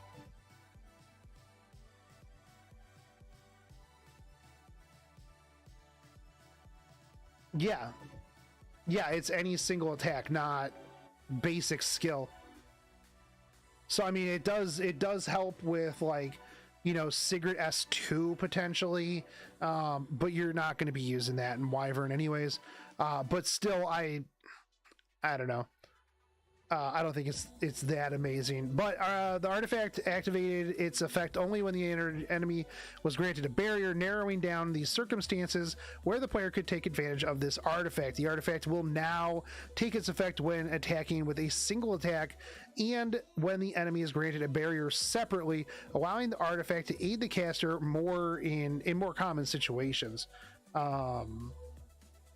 I think this is a good change to Little Queen's Huge Crown. It's a good DPS increase. Again, nothing crazy. Like a lot of these artifact changes, nothing insane, just good. El's Fist is going to keep its ability, but it's also just going to give you 10% increased attack. So that's good. It's simple. Most people didn't really use much of El's Fist, but I mean, attack and speed increased by 25% to 50%. What are you gonna get to 50%? Isn't it 25% of your life to get the max out of it? Chat. I think it starts at like 75% and then goes down to 25%. Yeah. Okay. Cool. So there you go. You guys really hate Says. Yeah. Yeah, a little bit. I mean, Says can still Says bomb, right? I think this is okay. I think a lot of these changes are good. They're not overpowered. They're not dial it to 12. They're not anything ridiculous. I think that overall, they were good changes. And I think that they're fairly balanced. I think that Solitaria is probably the weaker one out of this. But I'm really actually excited to see what Chloe does when it comes to Wyvern 13. Actually, I would really like, well, Blackbane, that's because you watch Foe, and Foe uses Says Bomb all the time. But like,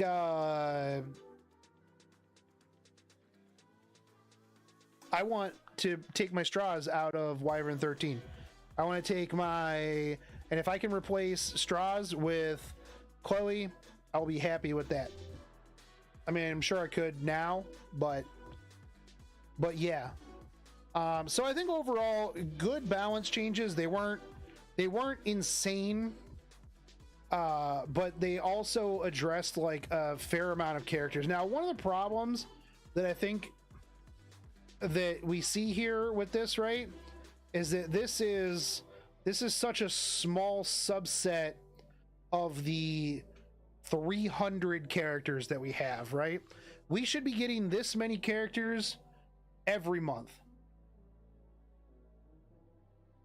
We should be getting this many characters every month. I think that having to wait multiple months for a handful of characters is, you know, to have just small tweaks is just too slow. There's way too many characters to balance and new characters coming out constantly. I think that if they could up it to this many characters and that many artifacts just tweaked every month, they would be in a lot better spot. They would be in a much, much better spot. Yeah. And then I think like every 6 months, just do a big, like, you have small tweaks every month, a little bit bigger tweaks every 3 months, and then huge tweaks every 6 months. I think that should be the development cycle. And I think that that would go a long way to actually fixing some of the balance. But we're coming up on almost an hour on this video. So again, if you guys aren't subscribed, hit the subscribe button, hit the notifications so that you actually know when I'm streaming. You can also join the Discord and get the stream notification thing. I stream quite a bit when I'm not, you know, bedridden from the Rona or whatever have you, or a really rough sneeze. I sneezed today while I was making dinner, and I got back pain because, you know, that's what happens when you're an adult. But that didn't stop me from streaming and bringing you these notes. I stream on both Twitch and YouTube, and more videos when I make them. I'll catch you guys in the next one. Peace. All right, there we go. YouTube content. Even though you guys already watched it, make sure you, when I post it tomorrow, you guys go comment on it and say that you were there. You were here live watching this.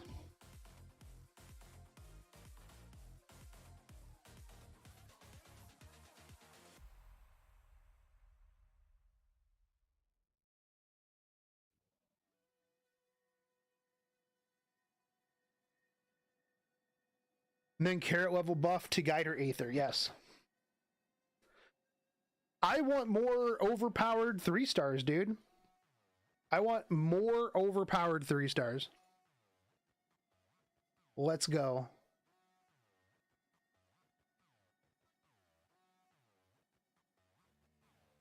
A black ice slip and fall is equally as deadly. That's why I don't go outside.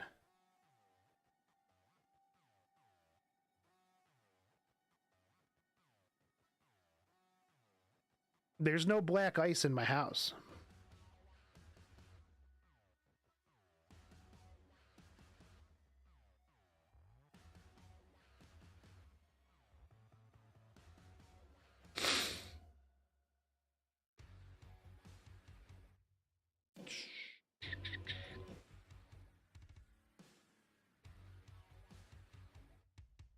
The thing too with 3 stars, buffing 3 stars, right? Giving them more specialty changes is it makes it more accessible to the common man.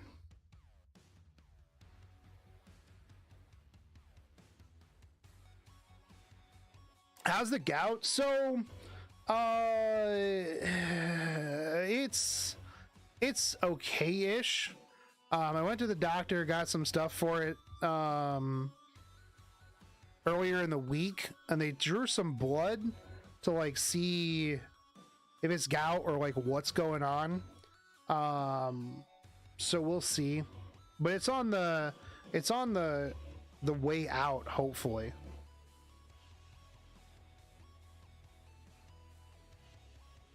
But not more financially beneficial for Smilegate. I think that they make a lot of their money off of Skystone, off of energy refreshes, honestly. I think if more people had more access to better characters, like stronger characters, they would farm more.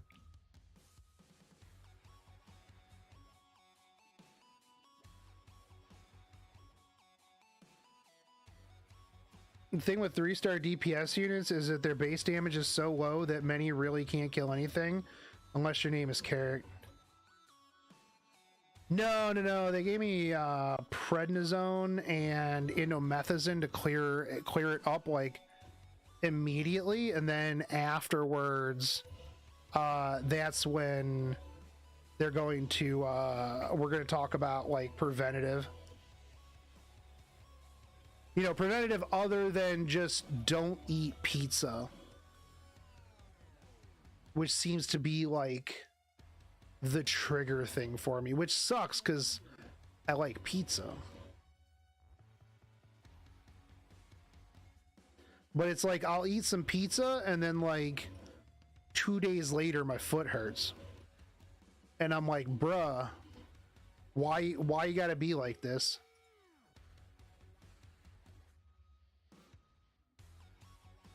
Foot, what the F? Although I chalk it up not necessarily to pizza, but like sitting around for 2 years doing nothing. Dude, the pandemic has like screwed up so much stuff. Like, I used to go to anime cons all the time. I used to like walk around all the time. I would go to Japan. Like, I had no problems whatsoever, like, for a long time. Then the pandemic hit, and I've been in this chair for like 2 years, just sitting around doing nothing. Honestly, before I started having foot problems, I was going to just sit around and chat with you guys while I sat on this recumbent bike. Like, I literally pulled it into the office because I'm like, bro, I could do just chatting, watch YouTube videos with you guys, and just rock out the bike. And then my foot's like, good luck with that one, bro. So once I get a little bit better, I'm gonna be we're just gonna do some just chatting while I just rock the bike. That's the plan anyways. That's why it's in the office. That way too, chat will keep me honest. You know, because like if I try to have somebody else, you know, I'll be like my friend Jonas, I'll be like, hey dude, I need you to check in with me every day and make sure I worked out. You know, trying to get back into shape, you know, and Jonas will message me and he'll be like, well, if he remembers even, he'll be like, hey, did you work out today? And I'd be like, yeah, definitely. And he'll be like, okay, are you lying to me? And I'm like, nah. No, I'm definitely worked out. Or I'll just be like, fuck you, Jonas. You're in Michigan and I'm in Ohio. What are you gonna do? Nothing. I didn't work out today. I didn't feel like it. But chat, if I'm doing it on stream, I mean, there's video evidence. I can't lie. Ooh, I could get a V2. Ooh, I could record myself doing it one time, and then I'll just loop that. Boom. Easy.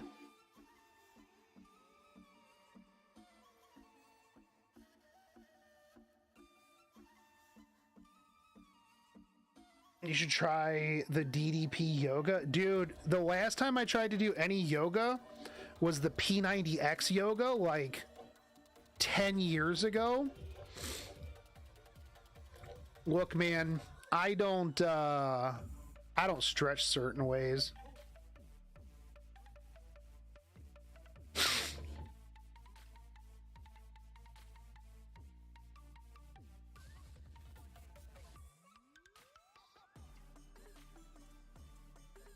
Tai Chi is also great. Genizad had a discussion with the right setup, taking the S2 Stealth EE and building her 100% glass cannon. The buffed green Celine can really screw over C. Lilius. Well, yeah, no kidding. I mean, she could have screwed over C. Lilius before. Well, she could still do damage, but yeah. P90 is too advanced too soon. Well, yeah, but it helped me out really good when I did it at the beginning.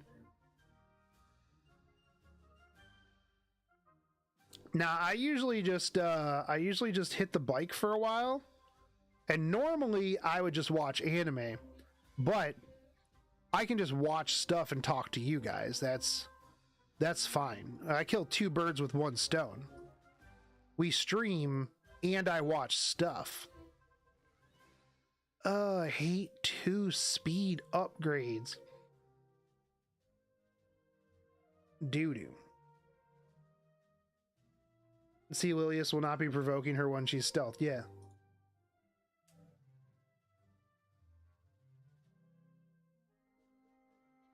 I might try Celine with Symbol just for the 70% to hit Caesarea.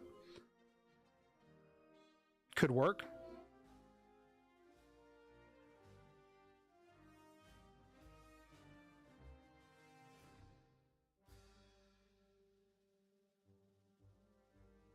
My regret is that I only have one symbol. When are they gonna... We gotta wait. They'll put another symbol in the shop with the next Guild War season.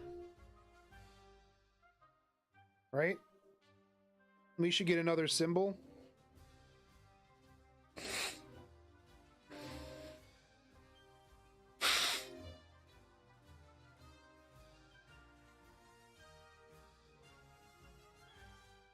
Oh, I rolled this a little bit earlier for those of you who weren't in chat. Not bad. Not bad. The rest of this, though, pretty bad.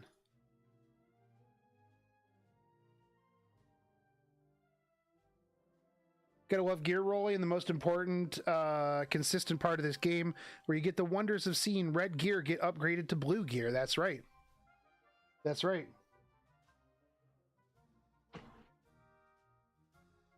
The only thing that makes me want to quit this game more than gear rolling is a sick 5% into a 15% into a double counter attack that both hit my violet.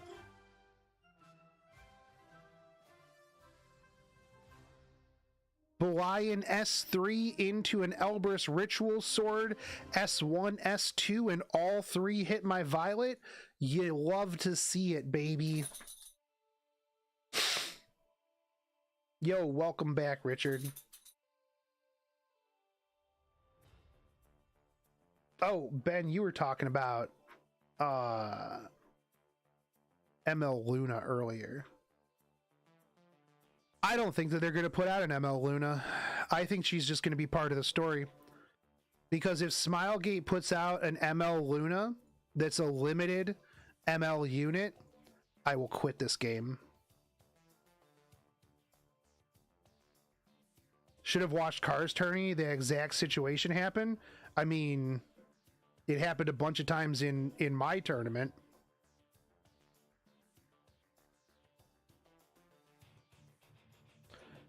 That's why I quit doing tournaments.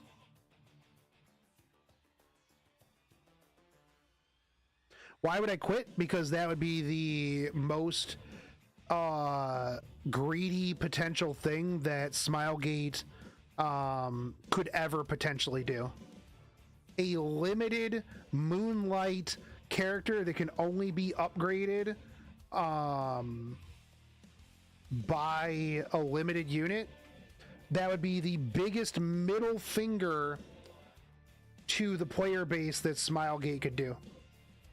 So if they make a limited Moonlight character that's not pullable with Covenant bookmarks, done.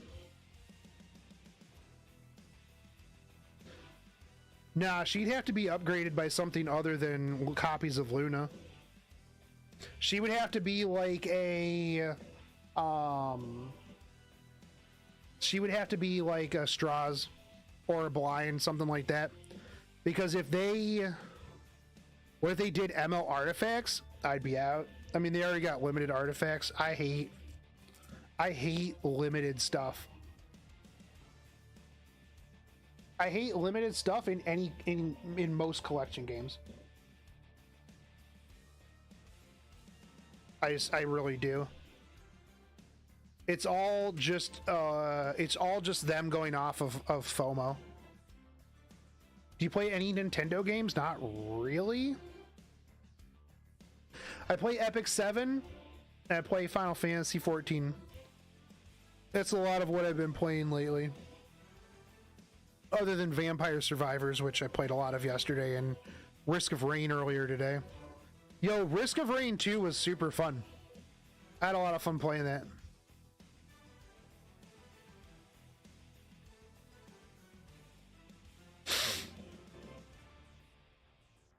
Ah, nice. Into effect resist. You love to see it.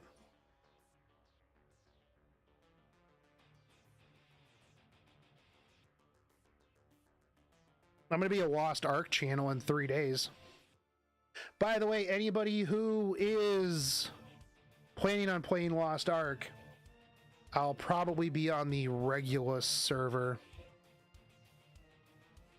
I don't play Uma Musume. I should. I should.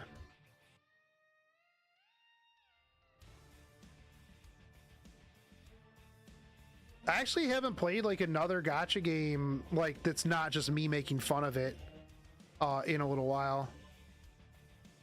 Not playing Lost Ark until it's free. I mean, it is free, Rifu.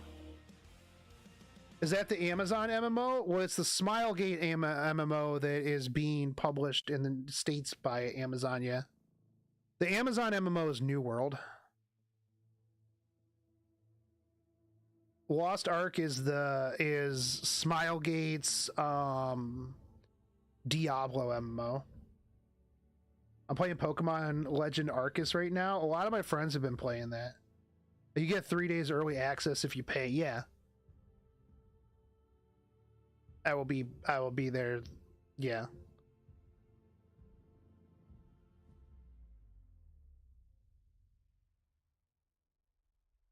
So I mean, I'll definitely be streaming it. Maybe playing a Berserker. I'm excited. I had a lot of fun when I played it in beta. The only thing that I'm still kind of worried about, right, is the potential censorship and stuff like that from the Amazon side. But there hasn't really been any updates like whatsoever on any of that. Like I looked just the other day to see if there was like any updates on it, and there's nothing. So I think we're gonna have to wait until the game comes out to see like if like the forced diversity and other random stuff that they were gonna put in is gonna be in the game. Like, don't get me wrong, I don't have a problem with diversity, but like, don't take a canonically Korean character and just blackwash it. Like it looks bad. Like and if they would have done it well, I wouldn't have mattered too much. I mean, I still wouldn't have liked it, but Like, it just looks super, super bad.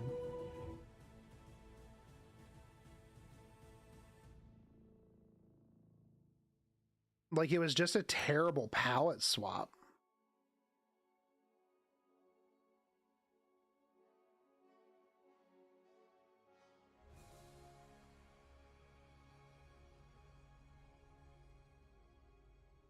Speed, 1 speed. God.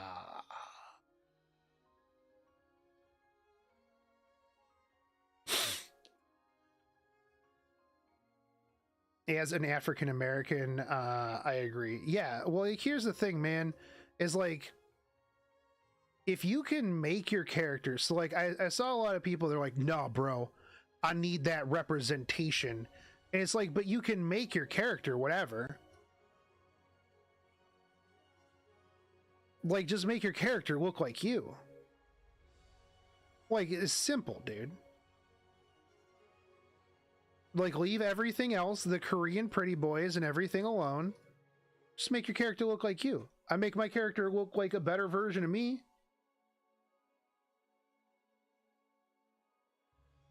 Like, if you got a POG character customization screen, then yeah, you're good.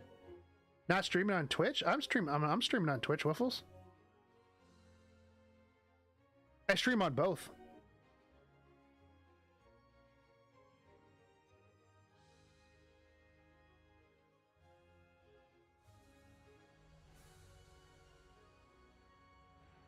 I like some rep, but to give me Saz. Why does you getting your representation require that you take others away from them?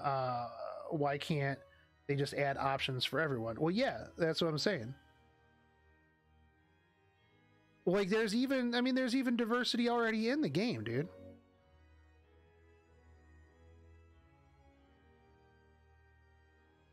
Like, you know, the only place that this is like a problem is the United States.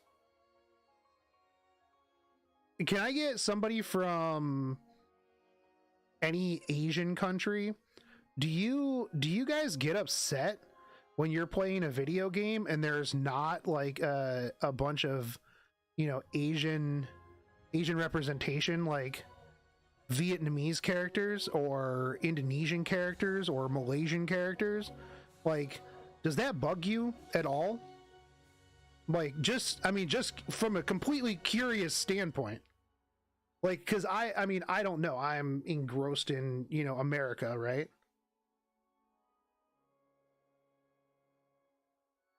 America's a fun place. Yeah.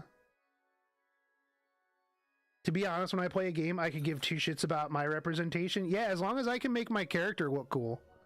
That's really all I care about. Like, I don't care, like, what the character, like, the NPCs look like. I want to just go to whatever world that is, as long as I can look like I want my character to look.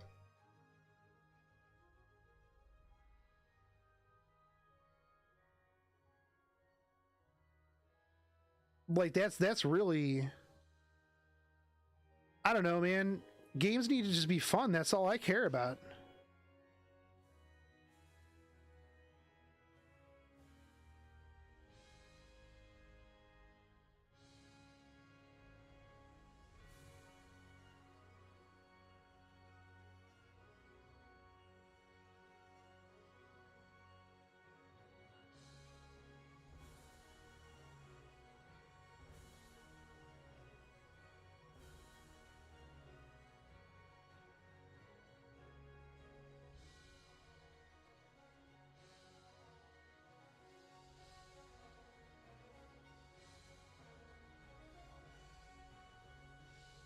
Dude, is this music channel I have on, like, playing, like, pseudo Christmas music?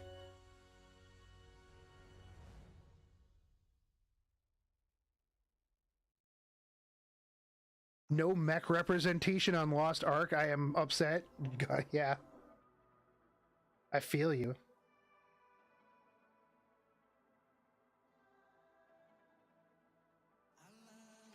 But then again, I'll be real. I'm a pudgy white dude who lives in the woods by myself with my dogs. Like, what I'm not allowed to complain about anything at all. So you know what? It is what it is, man.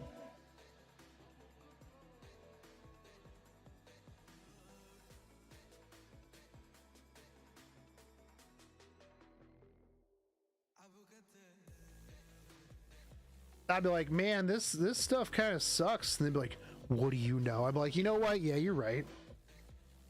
It's another reason why I don't go outside, man. I have all of my anime figures in my house. I can just be like, oh, hey, I'm just going to look at my really sweet Mordred statue figure right here. See, this is all, these are the only things I care about.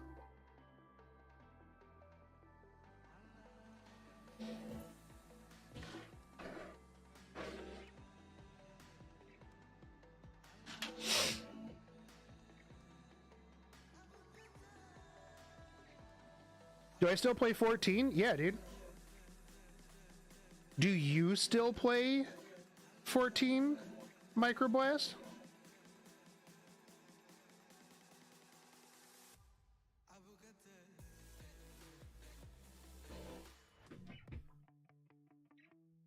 Of course. How are you doing in Savages, dude?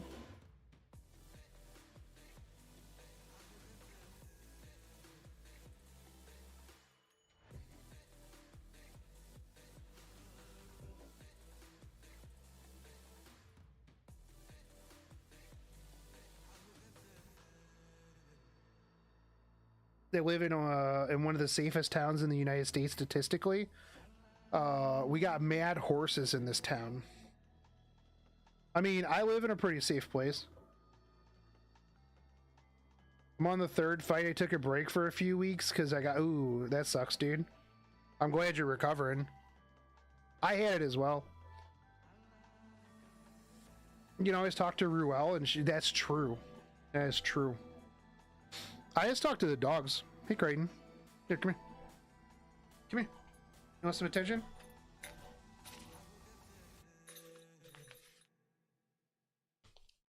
See, I can just do this, and I'll talk to them, and as long as I give them cookies, they don't care. They don't care, dude. Right? I talk to you about all kinds of stuff all day. I talk to you about all kinds of stuff. As long as I got cookies, you guys will listen to anything that I have to say. It doesn't matter what it is. 3 in the morning, I'm hype about something. They're hype about something, dude. I live in the middle of the woods in Ohio. When all the riots and stuff like that were happening, people were like, bro, are you safe? And I'm like, look, man, if anything ever gets to where I'm at, things are real bad. Things are real bad. Oh, mega bad. All right, I can go back to making bad gear. You gotta get down. All right, thanks. All right, watch out, move. You gotta move, you're where my chair goes. All right, so see?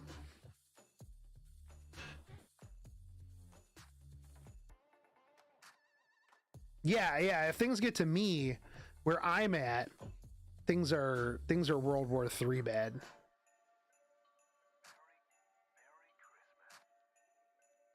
Just on the property I live on, 2 horses, 4 dogs, ducks, chicken, guinea hens. Oh yeah, you're in the farms too, or in the boonies as well. When people talk about representation of video games, I point them to the Bender GIF. Oh wait, you're serious? Then let me laugh even harder. I just want, dude, when did games stop being just about fun?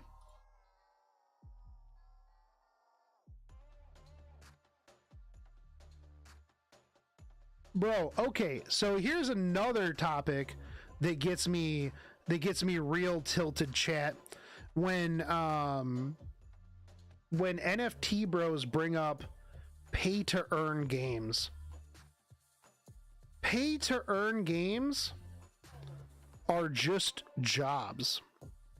And I don't understand this push for people pushing pay to earn games. When did a game stop being a game for fun and being something that people are like, bro, if I play this game, I can make 75 cents an hour. That's crazy, dude. I just play a game and make 75, oh my God, 75 cents an hour. Bro, it's insane, dude. It's insane, bro. Just imagine if I play for 10 hours, that's $7.50. I'm just saying, bro. Okay, for those of you who remember when Diablo 3 was first announced, right? What was one of the big things that people were talking about? The market board, the auction house, because you could sell directly to people for money. Now, at the time when Diablo 3 first came out, I too had this idea in my head. Well, I'll just play Diablo all day, and I'll just sell items to people. I could probably make all kinds of money. Until I realized how little money you would actually make from doing that. And then I was like, I could just go work a job making minimum wage and make way more than I would doing this. Now, on the off chance that you did strike gold and you got an item that was worth a couple $100, bro, I made a couple $100 in one drop. That doesn't take into account the hours and hours and hours you farmed making $1 per hour. Bro, I could just go get a job at a gas station, stand around and sell people cigarettes for $7.50, $8 an hour. It's about the same amount of effort. Like, what? But like, the thing is all of these games I see now is like pay to earn, bro. Pay to earn, dude. You can farm this thing and sell it to people. People have been doing RMT in games for ages. Like, this isn't nothing new. Crypto bros aren't like making some brand new paradigm shifting stuff. It's the same shit with the metaverse, dude, where people are like, bro, did you know that you can get married in a shitty 1995 MMO version of the world? Like, dude, I've been to Final Fantasy 14 weddings that are so much better than anything could ever be in the metaverse. Like, it's insane. NFTs as it is now are a complete joke. Watch the newest South Park cover. Having items that are unique, for example, look at Path of Exile market. Those sell for a bit on eBay. If it is an NFT on a blockchain, it'll be very easy to trade. I get that. But at the same time, like, why do you necessarily need it to be on the blockchain? Like, it's literally just a receipt. Like, you could just trade it normally, right? Now, here's the other thing too that I see a lot is people are like, but listen, what if I could take this Abyss Bone Drake Bone Sword and use it in Legend of Zelda? And I go, clearly, you have zero idea of how game development works. Because that can't happen. You can't do it. You literally can't. It's never going to happen. Ever. It just doesn't work that way. It doesn't. They're like, but this gives power back to the people where they own their game. You mean like going down to GameStop and buying a physical copy of a game and then being able to sell said game to somebody else. I remember those days. I remember those days where I literally had a physical copy of my game. I did not need a blockchain receipt to tell me that I had a copy of that game. I am not reaching over there to get my Diablo 3 box that has that copy of the game. Now, yes, I do agree that if you bought a digital copy of a game, you can sell it for sure. As a matter of fact, when GameStop first announced that they were getting into NFTs, that was the use case, not shitty Twitter art. Shitty Twitter art is garbage, an absolute scam, and literally nobody can tell you what it does other than be a picture that's next to a receipt that you don't technically own. Like, you don't own that picture, you own the receipt. And here's the other problem too with pay to earn games. When you bring money into the equation, you get rid of the fun, because now people aren't playing your game to be fun, to have fun. They're playing it because they think that their investment of time is going to yield a return on said investment. So it goes from being a game that you enjoy and have fun playing to a shitty job. That's just how it is. Imagine playing RTA, and this is why I can't, I feel bad for streamers, right?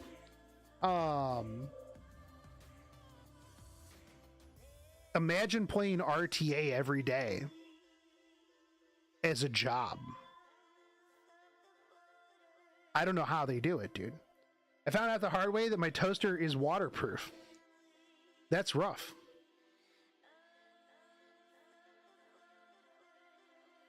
NFT is pretty controversial in gaming because it basically creates a token or item that is tradable, but exclusive to the owner who owns the token. But it doesn't. Well, kind of does. It creates a receipt, right? But, like, here's the... Imagine playing RTA. Yeah, I completely agree with you there in the first day. But, like, here's the big thing, right? Is...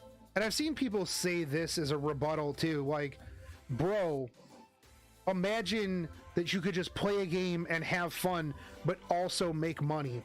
And it's like,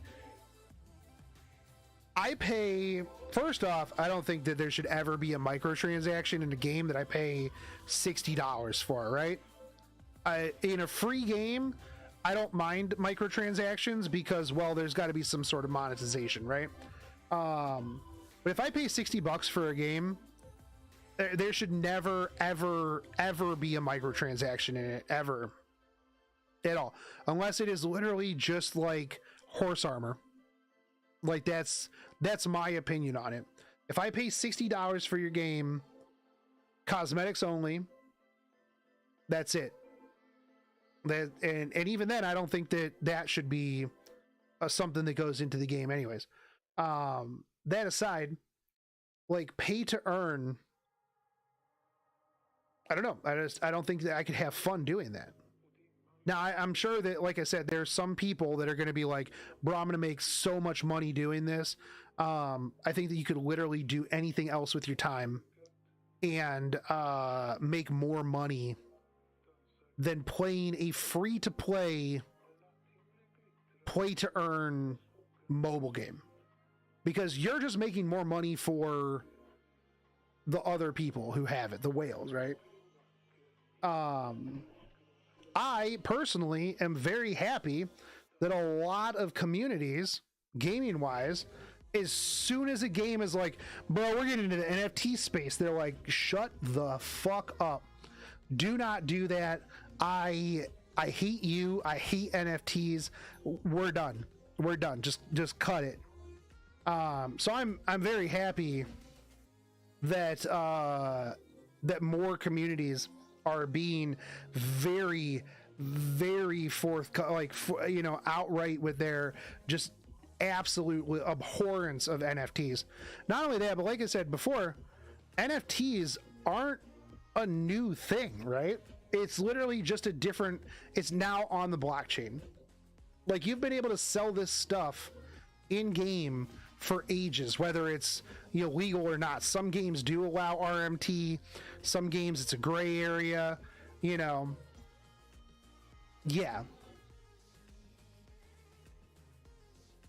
But I think that this like influx of like pay to earn games, and here's the thing too, right? Anybody who could ever get into, and I would never trust somebody who is telling me that a play to earn game is like the greatest game ever, because the only incentive that they really have for you to get into this game and play this game is to increase the amount of money that they can make by increasing the value of the token. That's just how it goes. And once you bring people in that their only goal is profit over gameplay or anything like that, that's what your game becomes. How to optimize your overall profit versus your gameplay enjoyment. Making a play to earn games are just artificially pumped numbers. It is reverse free to play. You pay up front, devs make cash. They make something with no real world value at creation, costs them nothing. Free to play players play to pay off their upfront costs. Kind of lame. Yeah, it's also the other thing too that I've noticed with a lot of these crypto games is that they do initial offerings with nothing. Look at Heroes of Lohelm, whatever, the Epic 7 ripoff game. Nothing. Dead website, dead Twitter, garbage, ripped off animations, no real roadmap, no white paper, nothing. But somehow they made $250,000.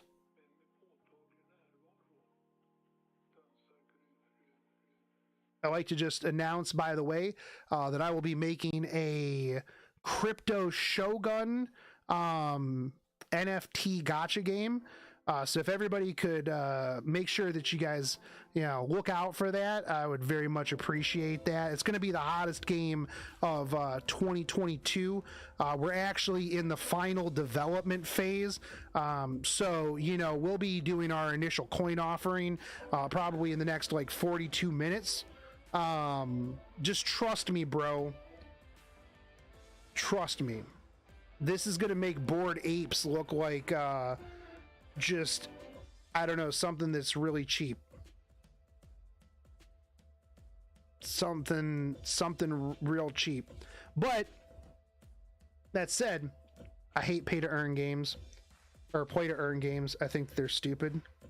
I think that anybody who is like, no, bro, let me tell you, no, you just don't understand the technology and the implications of what this can bring to the table, is just somebody who's flipping NFTs for money. That's it. They don't care about the technology. They don't care about the innovation. They just want you to buy their stupid Twitter shitty art profile picture for 1 ETH more than they paid for it. That's what it is. That's really what it is. And don't trust anybody.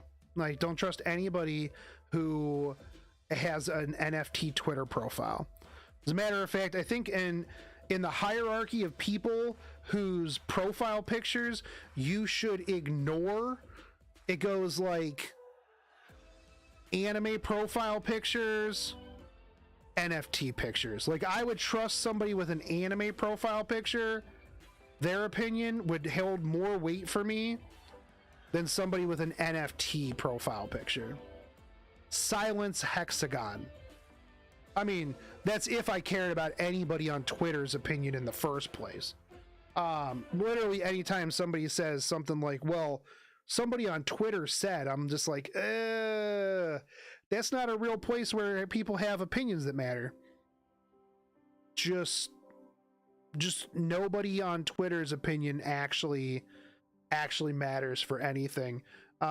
It's why when people are like, oh, Twitter was outraged about this, and I'm like, what aren't they outraged about? Everything. Everything. All the time. So it doesn't matter. But NFT is the new anime profile picture. It just is what it is, man. It just is what it is.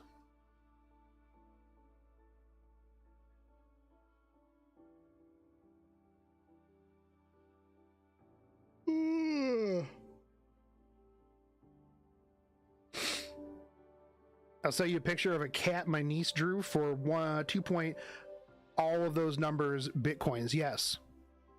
Somebody's going to buy it.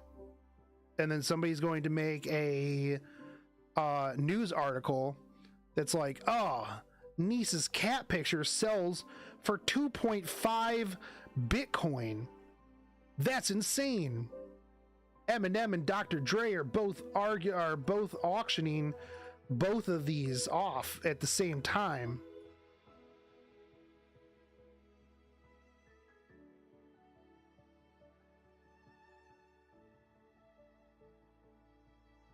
Celebrity with more money than they know what to do with buys stupid monkey picture for $1 million.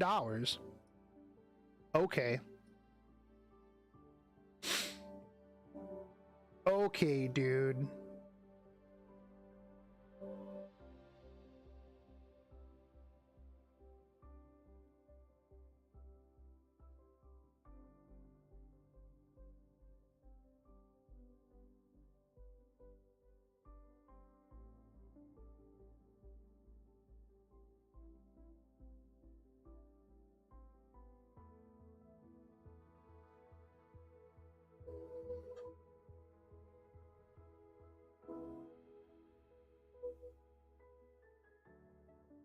We're gonna do more. I'm just gonna hit record more often when I go on rants about stuff like that. I need to put out more content, dudes.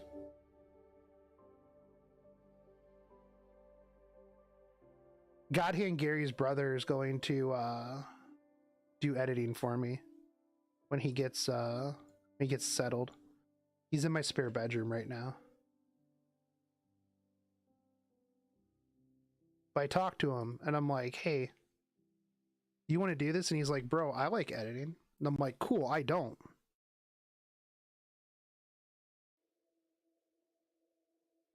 Clickbait NFT news, bro, I would get so many views.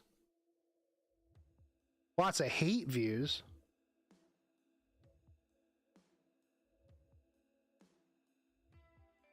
Bot views.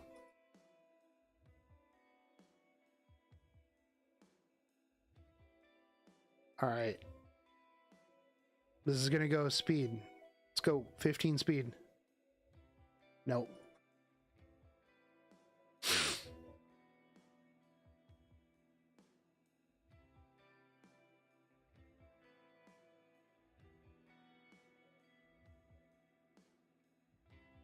But yeah, so hopefully once that whole thing gets sorted and he gets a place and gets settled, we can start cranking out a lot more videos. So I'm pretty hyped about that. Should be good times.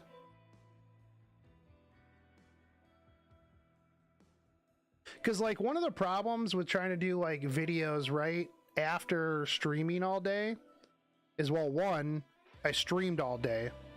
Because like I started streaming... What time did I start streaming this morning?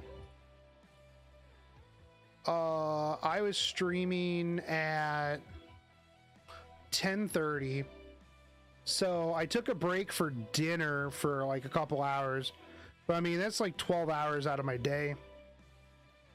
Like if I stopped at like right now, I'd have three or so hours to edit. Like, that's my whole day, man. So being able to have somebody else edit while I'm actually streaming and making the content is gonna be good. It'll be good.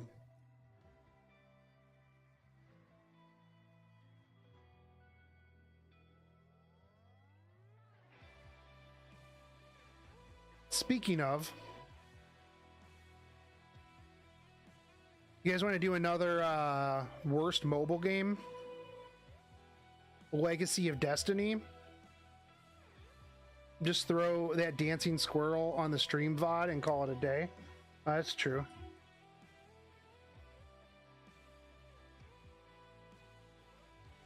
Nah, I'd like to edit out like a lot of my like dead space and like uhs and ums. Because like there's a lot of times where like there's just stuff that I can cut out and make things more streamlined. The other thing too, right, is like while I'm streaming, there's definitely times where I just kind of stop talking, whether that's because, you know, nobody's really responding in chat or I'm just thinking about something. Like, you got to cut those out. Like in a video, you can't have more than like a couple of seconds of silence unless it's like theatrical science or silence, right? Like where the silence is needed to like get a point across, because people have the attention span of goldfish. So like, I think it was like statistically you needed like less than like 3 to 5 seconds of silence before people will click off of your video. Hold on, let me check. How long length of silence before people leave content? The subtle power of uncomfortable silences.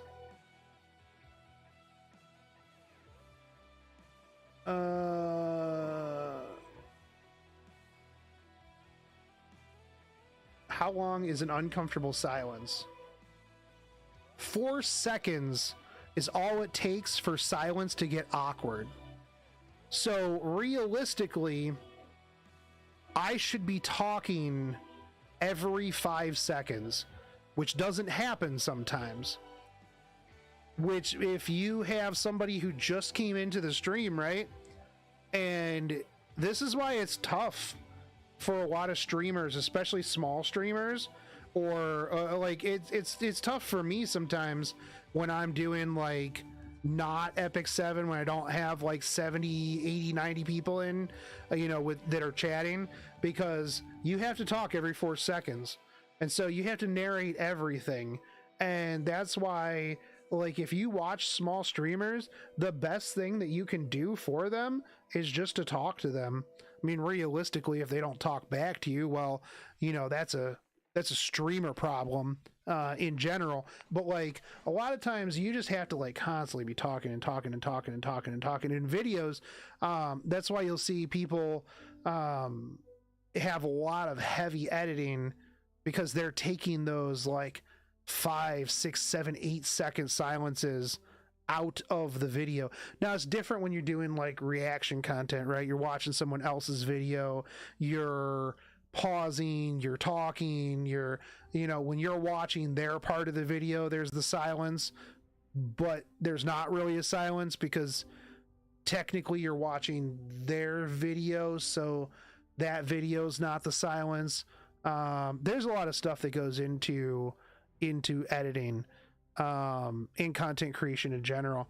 I think it's interesting that like you always see comment sections and stuff like that of people that's like, oh, boo-hoo, this person sits around and plays video games all day and gets paid a whole bunch of money. And it's like, well, technically yes, but also they have to be entertaining. They have to have a good personality. They have to sometimes know what they're talking about. They have to know how to market themselves.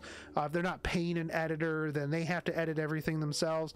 And like as a content creator, I'm always like, I always go into those and I'm like, bro, this is not as easy as you think it is. Like, you know, if it was, then everybody would be, you know, an Asmongold level streamer, but they're not.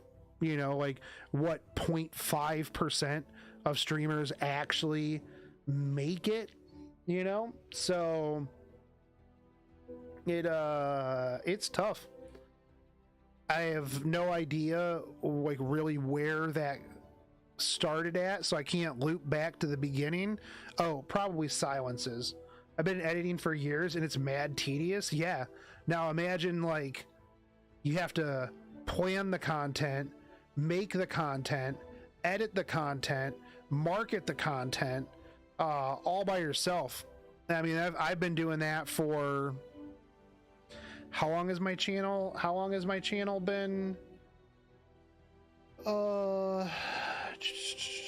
YouTube channel Shock and Shogun. Load. Thank you. No, yes. Yes, load. Oh, did my internet die? No?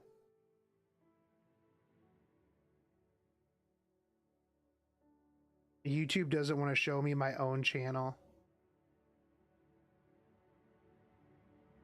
How?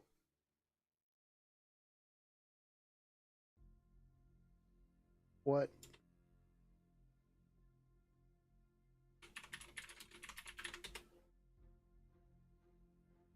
How can I not see my own channel? Oh, here we go. Okay, about.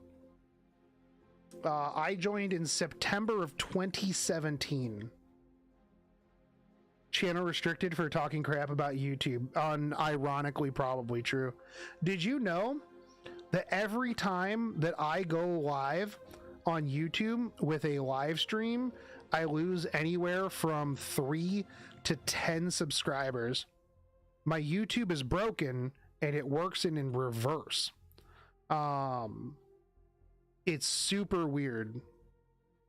Like, I don't really understand it, but every time I do a live stream, I lose almost like up to 10 subscribers every single time. I am in a race to the bottom. It's super weird. Like, let's see, how many did I lose? So since I started this live stream, I have lost 7 subscribers. The what? I don't understand. Makes no sense to me. But is what it is. Is what it is, man. We're gonna play some Legacy of Destiny. Is this a vertical game? It's not a vertical game. Bro, it's not a vertical game. Finally.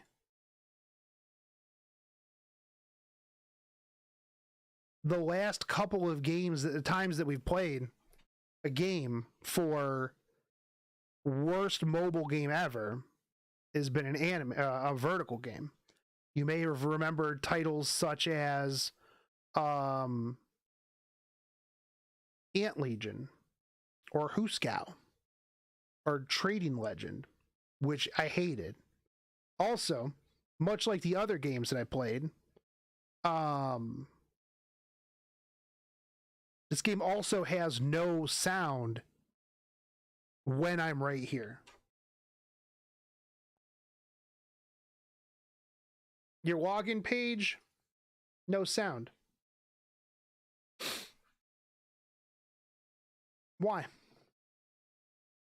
Just put some sound here. There's no sound here either. Now, I just want to confirm. Never mind. There was no sound because I did not have the sound on. So I apologize, game. I was at fault here. Now, I would like to point out that the pixels for this sprite are really, really brutal. This looks like something that I played most likely in the late 90s, early 2000s. I'm pretty sure that EverQuest had better pixels, had better graphics than this currently does. Also, the audio is not a seamless loop. There was definitely a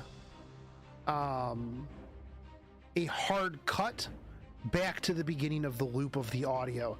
Now, coming in here, we have three classes.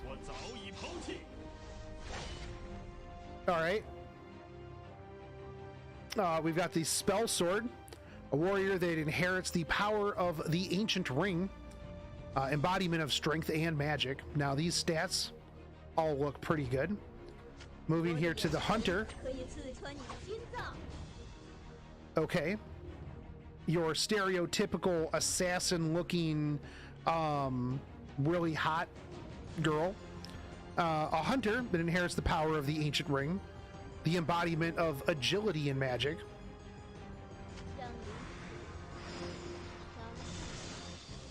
Again, fantastic graphics here, very cutting edge. Enchanter who inherited the Ancient Ring, inherited the magic of attack and defense. We're gonna go with Spell Sword because he's got a giant sword. We're gonna randomize these names here. They all, yeah, we're gonna go with no. Actually, let's see.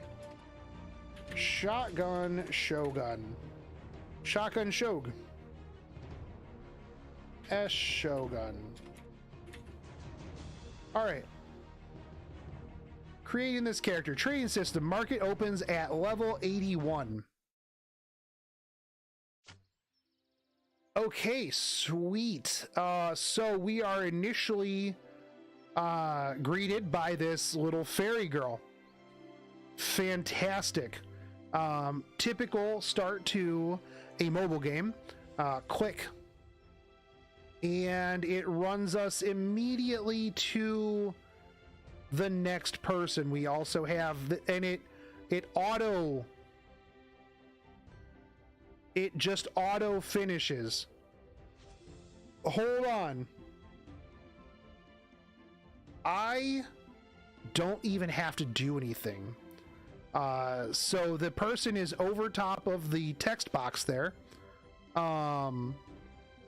Get over with it. It's the best the village has to offer. So if you don't, hold on, can you stop this? You can't stop this. You can't stop the progression of the chat. Hold on. I don't know why I'm doing this, but it just killed the stuff for me. It automatically progresses the storyline, which I'd like to point out, my character is still in front of the text. So I can't even read the beginning of it. It see my arm right in front of it. It automatically takes me to the next place. And then just does it. Why am I here?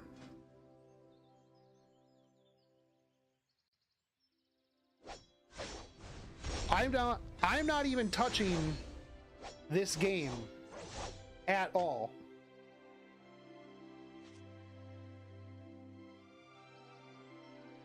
Is this just a visual novel? Do I have to click on this? I think I do. I think this is the second time since this game has started that I've had to interact with it. I didn't even click that. Okay. Fantastic. Good to know. I don't have to do anything. Thank you, game.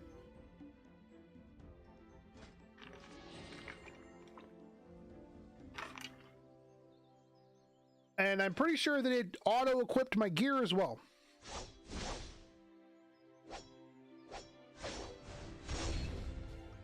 I apparently kill everything in the general vicinity.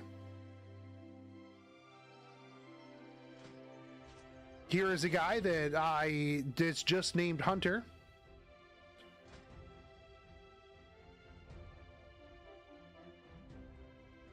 Okay.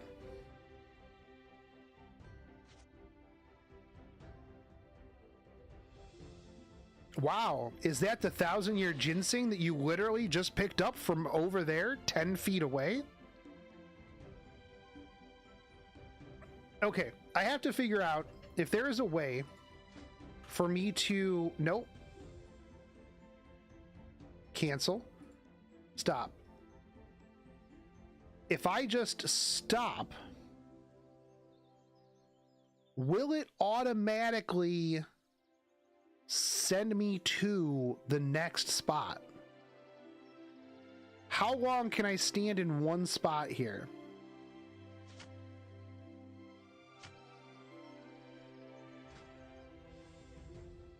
Ah, of course, the VIP system. We'll have to check that out, I'm sure. I'm gonna assume that this is the start, right? Okay, so this is the beginner's weapon.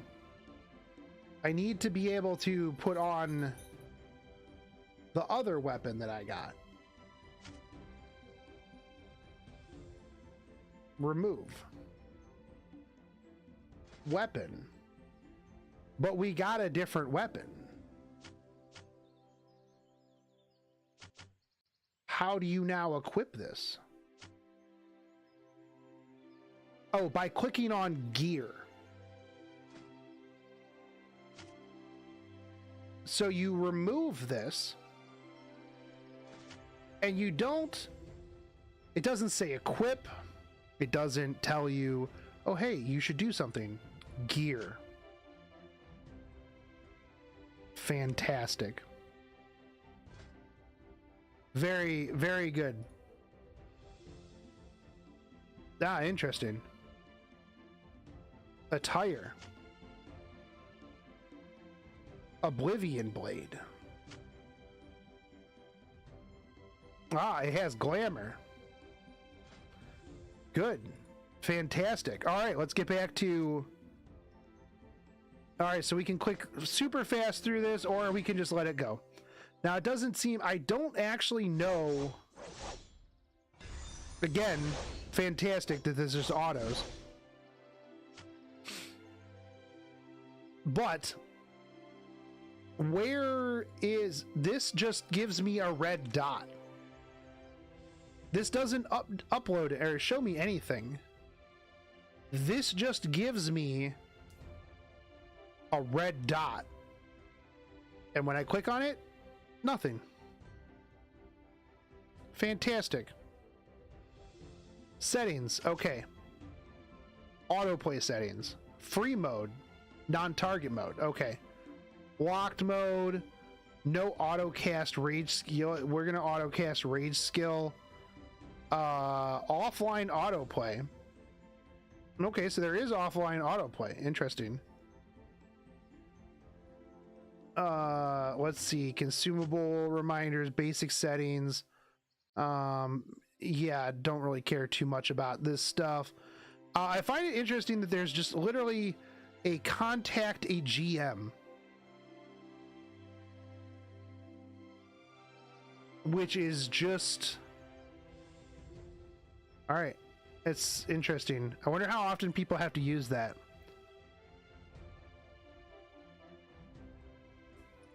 Alright. So we're just going to click through this. We've got a mount now.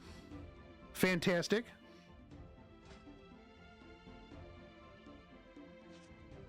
This doesn't seem to make us go any faster.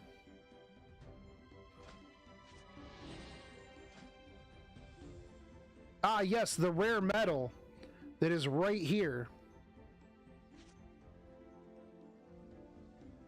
That you could have walked over and gotten yourself. Fantastic.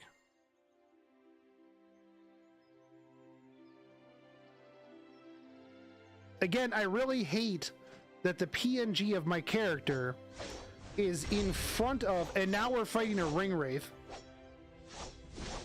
That's crazy because I feel like I've seen ring wraiths before in some sort of other thing.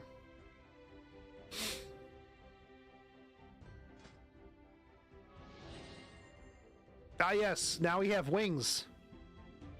So we have a mount and we have wings now.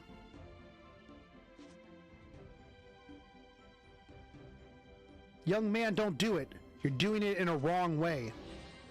Look at this crystal ball before you decide to go. Okay, village leader. Now this guy with the sick abs is gonna show me something.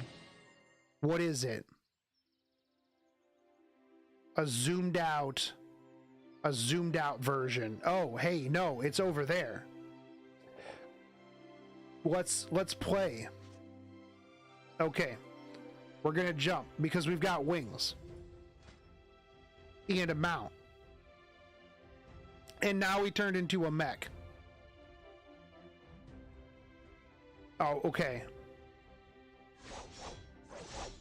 Again, I don't have to do anything.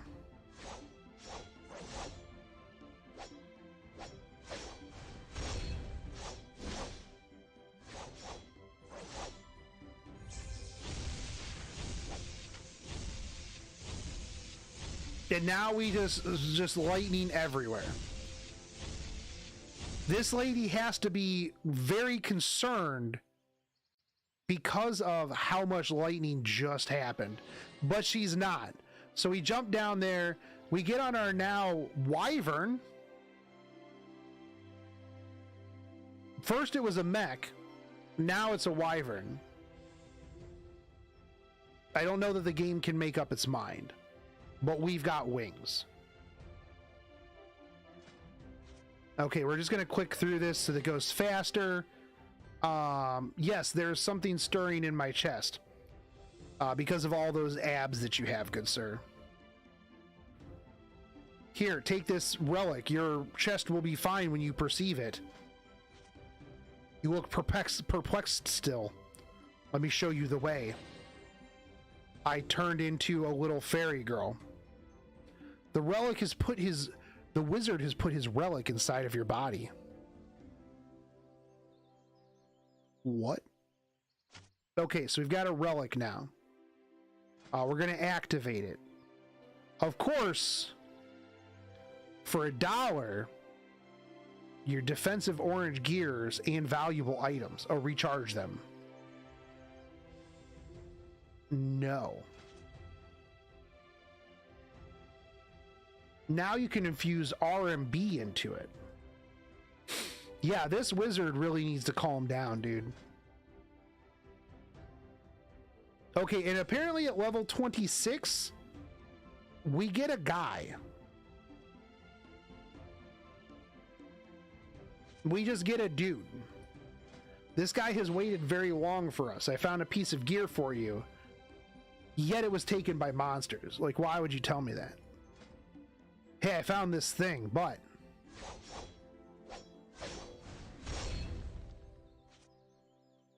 I did succeed. Did you not see me succeed? I bet that pack was a savings of over $500, though. That's true. Hold on. Can we see the shop? I can't stop. Come over here, young man. Check the fabulous gear here. No, stop. Can we go to... I don't think we can go to the shop yet. Forge. Yo, at level 134, we can get married. I'm just saying. You can't stop because the game is that good. That is true. Merge gems. All server red packet. Top up now. Okay. No, thank you.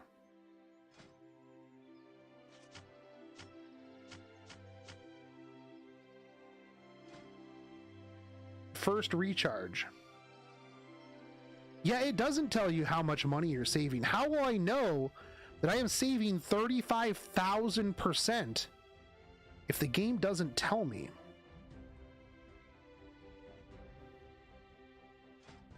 Ant Legion, very superior.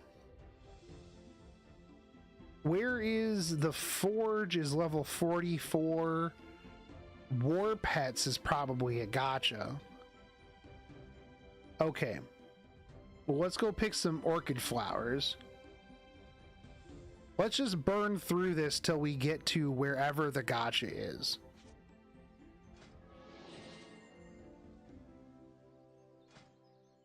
Okay. We're gonna go to whatever this is. Again, don't have to do anything.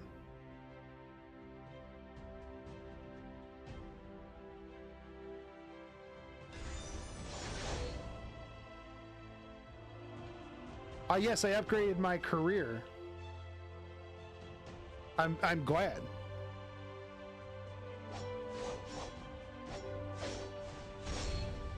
Am I even taking damage? Oh, I'm taking a little bit of damage here. This guy has no eyes. How are you taking any damage? Okay, sweet. I don't know what I did there. All right, thanks a million.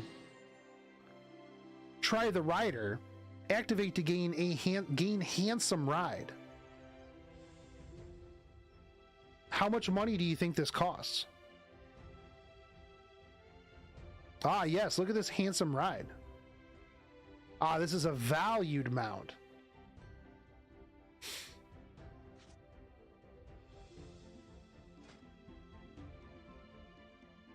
It's because it has this little flame effect on its head. That's why it costs more money. How much is this mount valued at? 300 gems.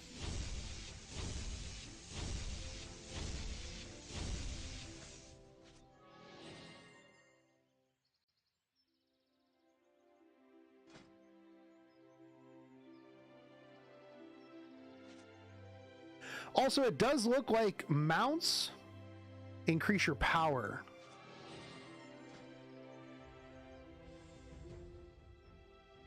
Ah, yes, another ring wraith goblin.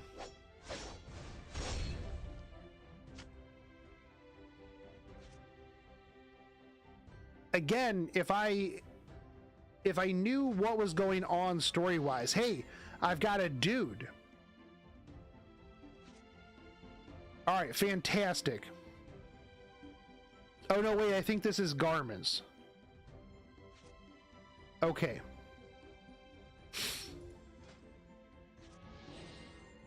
Okay, we're gonna get some metal hot pants. I'm excited for these. Let me tell you what. Okay, we got some better pants. Wait, are these actually just called better pants? Hold on. Bag. Here.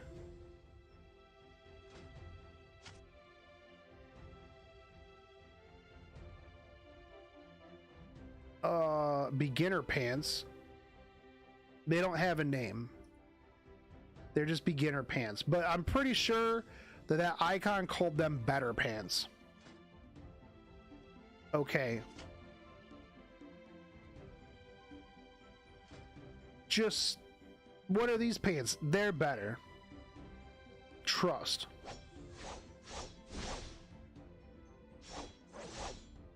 So we're already 28.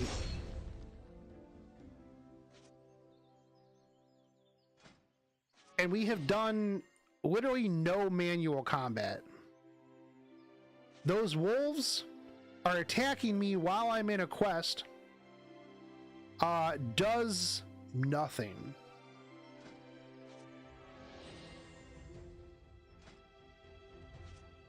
I'm not attacking these wolves. As a matter of fact, I don't know that I could, even if I wanted to here. Okay. I just left clicked on them, by the way, and it used my special ability. Very solid gameplay here. Did you see somebody with a suspicious bag? Who are you? Who just walks up to somebody? Bro, did you see somebody with a suspicious bag? Like, no. Who are you? Why are you asking me this? Maybe you got a suspicious bag. The land is infested with camps. It has become a game land. Let's check it out. Okay. Good stuff. All right, we're checking it out. Okay, we got some colorful armor. And a sharp artifact. And a bunch of other stuff that we've just claimed because reasons. Yeah, this game is power leveling me, but you got to get to 134 to get married, so...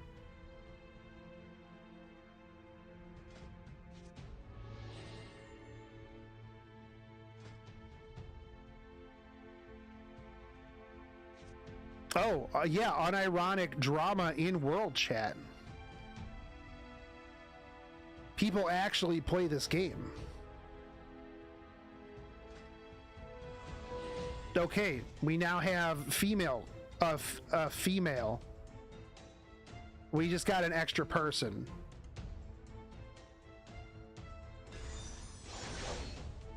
More ring rates. You always pretend to be such a victim. I did not expect to see general chat drama in this game.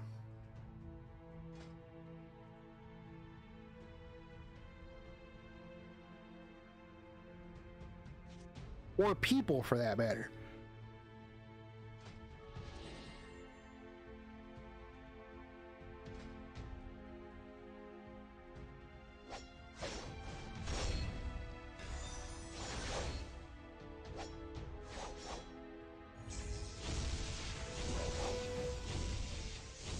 All right, 37.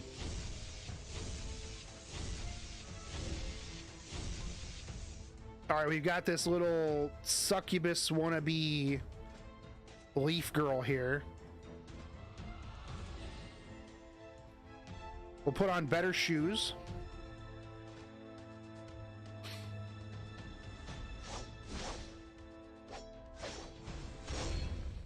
So far, it hasn't shoved like gotcha or anything in our face, right?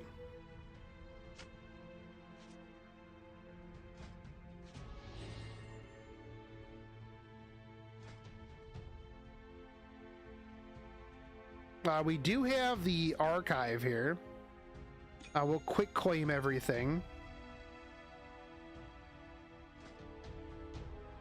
So we've got 70 M diamond things. So that's cool. Okay, so we've got this. I don't know what that is. Offensive skill bookcase. That's going to give us more for our skills. I guess I would assume that that's how we are going to upgrade.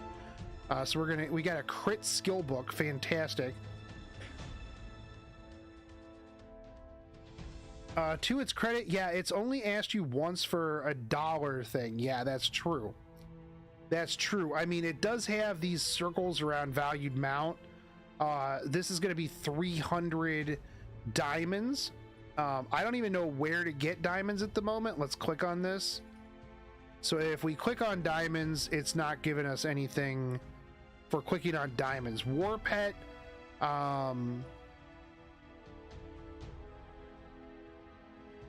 Oh, we can't get the color swapped one, which has a bonus power of almost 6,000 versus this one, who is only 939. Current war pet level is 40. Feels bad. So it doesn't actually give us a spot to buy the stuff. Oh, here we go. Purchase now. Go to recharge. Okay, so this is actually a little bit surprising, right? Because it actually, like, the mount, if I wanted to get this mount, right, it's 300 diamonds. This actually has 300 diamonds, like, directly for $5. So if I wanted to keep my cool Firebird mount, it would cost me $5. Now, one of the things that I noticed when I clicked on the recharge, right? Nah, that's the first recharge. On VIP. Trumpets. You have to pay to be able to chat in this game. I hate this. This is the worst thing. When you have to pay in order to chat to other people in your game. Like, come on, bro. Also, I now have a giant thing over my head that says Titan Newbie. Awesome.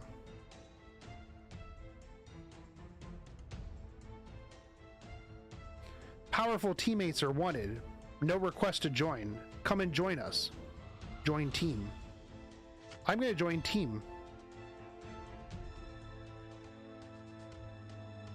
I guess I'm not. Okay.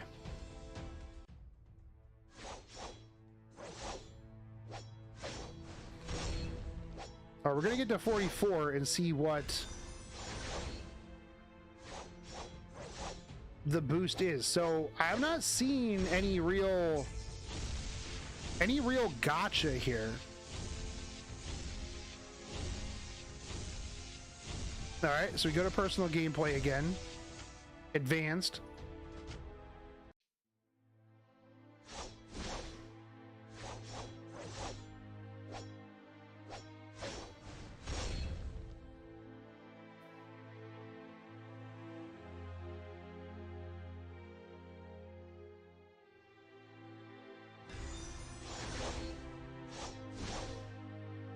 All right, good work right here.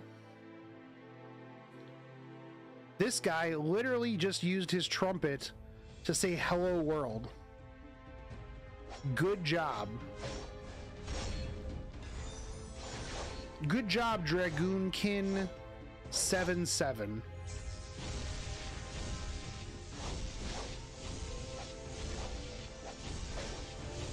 So far, nothing that I have fought has brought my health down to any level that I would be even remotely concerned.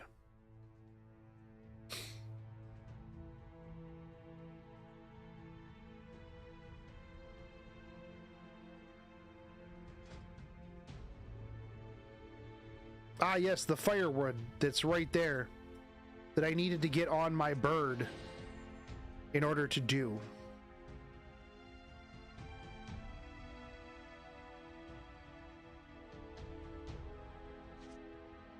All right, boost dealer.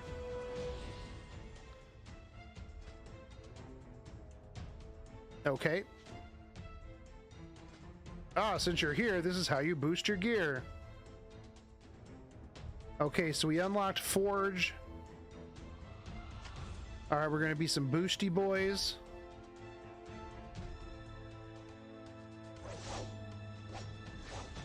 We're gonna fight some scarecrows because reasons.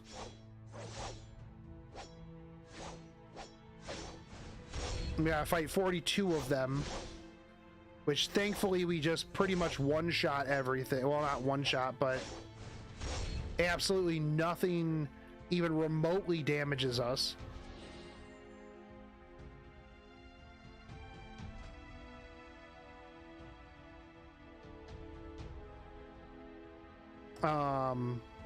Okay.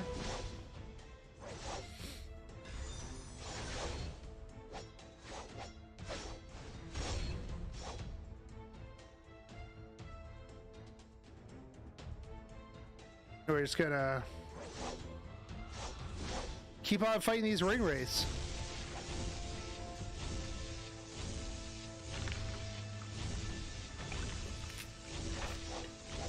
Again, I do not know what I am here for. Realistically, short of a couple of things, I'm pretty sure that I could just leave this game on overnight while I sleep on my emulator and probably wake up at the end game.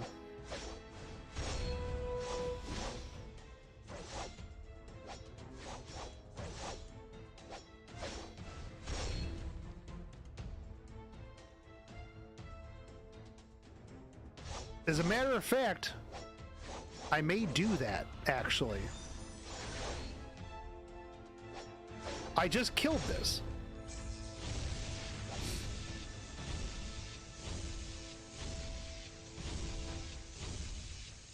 Am I stuck in some sort of loop?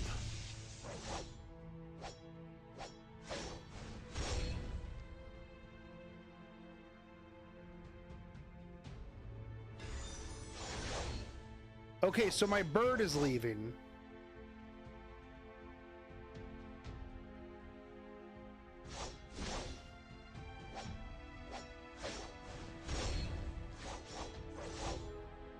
But I would like to point out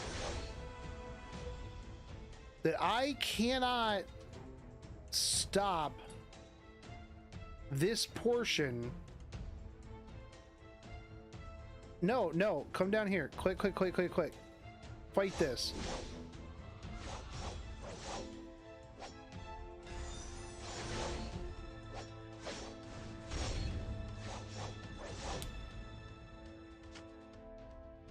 So that's the one that I had to fight, but it kept getting, it got stuck on the other two. Very good. Very good. Great.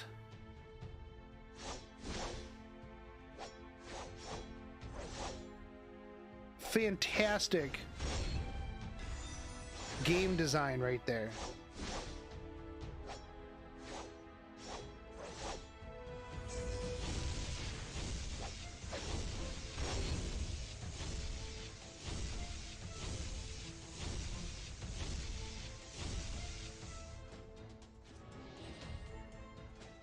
Also, I'd like to point out that, well, if I could stop, Gale Nee acquired the title top one fighter. So congratulations to them. What is this dude? Red the Cultivator.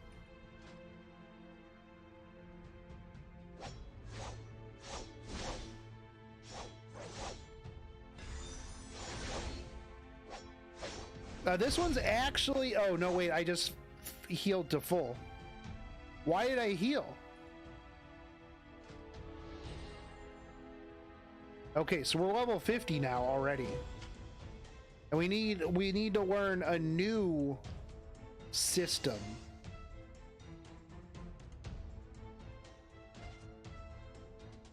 Okay. Fantastic. I'm glad I learned whatever that was. Soul can be gained via killing monsters. You can use souls to upgrade purge level. Purge with higher level brings higher firmness. Ooh, higher firmness. I like him firm. And damage reduction. Okay. Ah, yes. What's up, brother? Who is just color swapped yellow cultivator?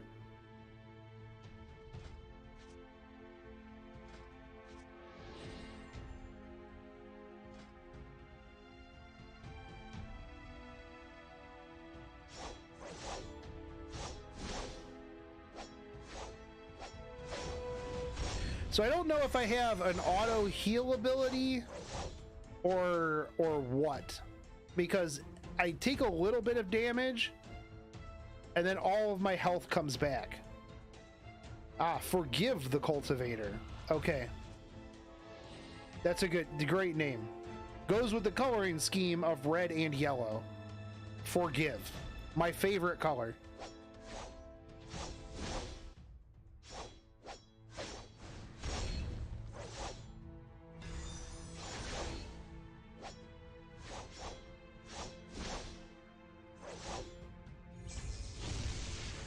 Okay.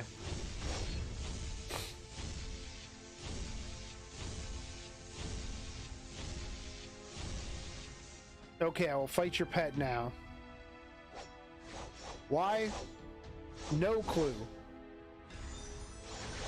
I wonder if the story makes more sense in the native language. Well, if you could read it, maybe. I'm the cultivator you're looking for. No, I'm just looking for a thief. Oh, okay.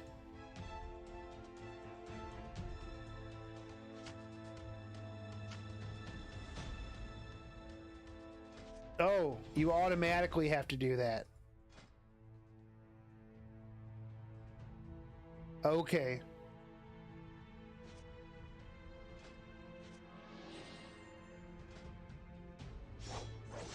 I apologize, Dragoon. I thought that you were just bad because you used your trumpet to say hello world.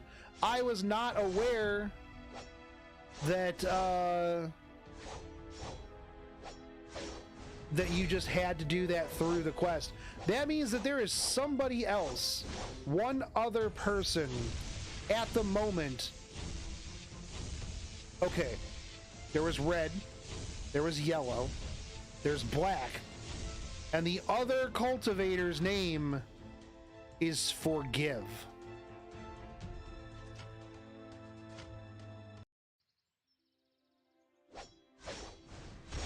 I do not understand.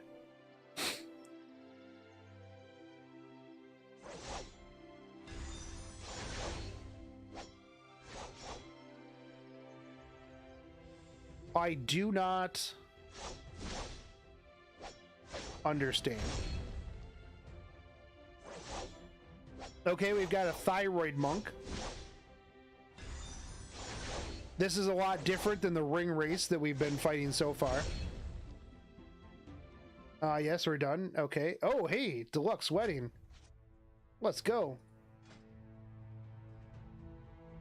I hope that one day I can find my true love in this game.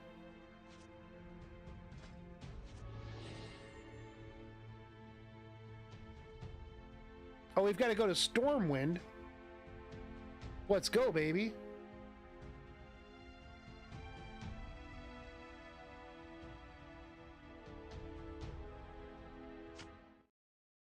I can't imagine that even in the native language that this story makes much more sense. Because all we're doing is looking for someone. They're suspicious. And they've got a bag. And that's a giant rubber ducky.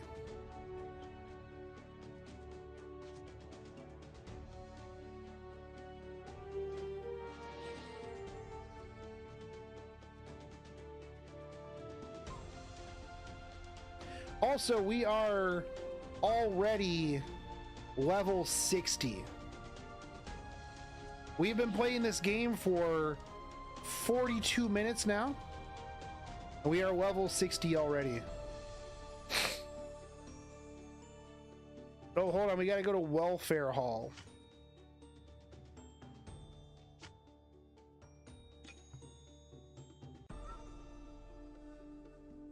This is where you go if you are too poor to VIP top off. The Welfare Hall. This is where you go because you're not a VIP. You go collect your welfare. Fantastic. Okay, character-wise, we need to purge. Alright, that increases our combat power. You know what? We're gonna hold on to our boosts. Personal gameplay. Let's just sweep it. Advanced. We'll sweep it. Does that get rid of our red dot? Fantastic. Attire wise.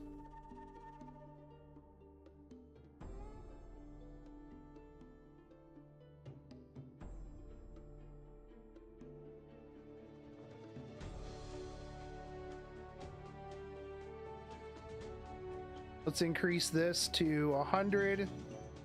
Okay, sweet. Now we can use this.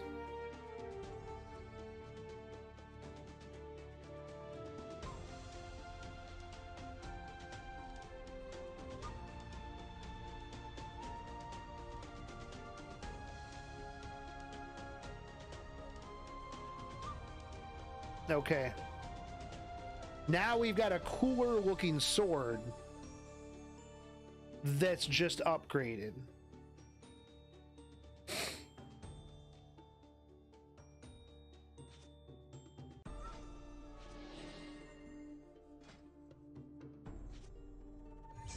Oh, there's literally a side quest to spend $1.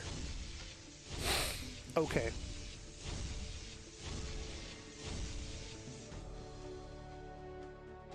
Okay.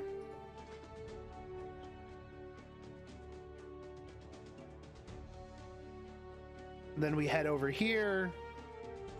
More things spawn for us.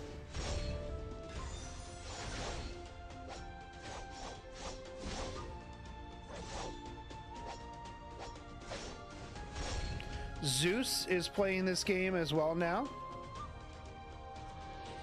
There's a lot of people picking this game up. This is the next hot mobile game.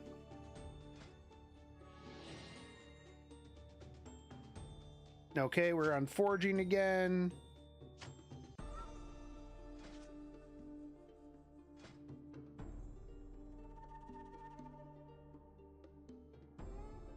So it seems as though there is no gacha component to this. There's just the top up and buying things flat out.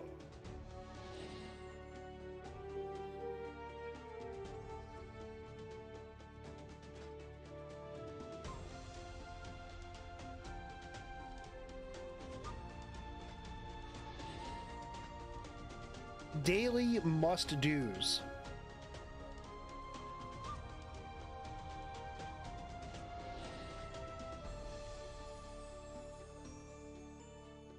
Again, I'm really enjoying the fact that I don't even have to be here.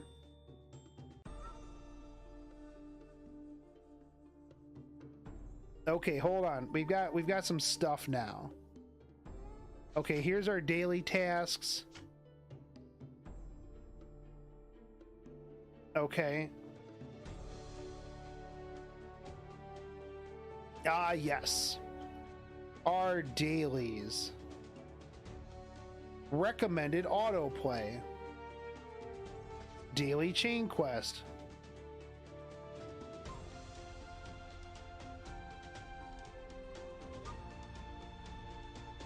Oh, hold on. Here we go. We unlocked. Wait, what did we just got teleported?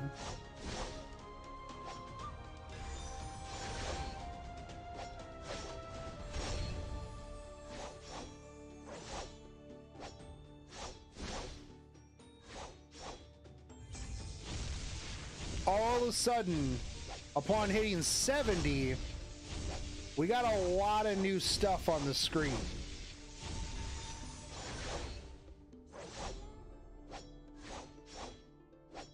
We got a limited event, a great event, investment. Let's go. We can join a guild now.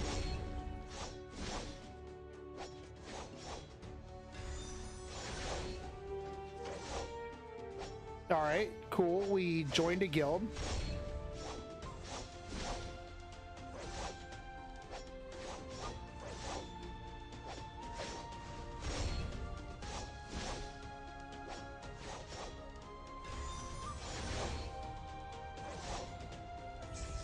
Let's learn all this stuff. Okay.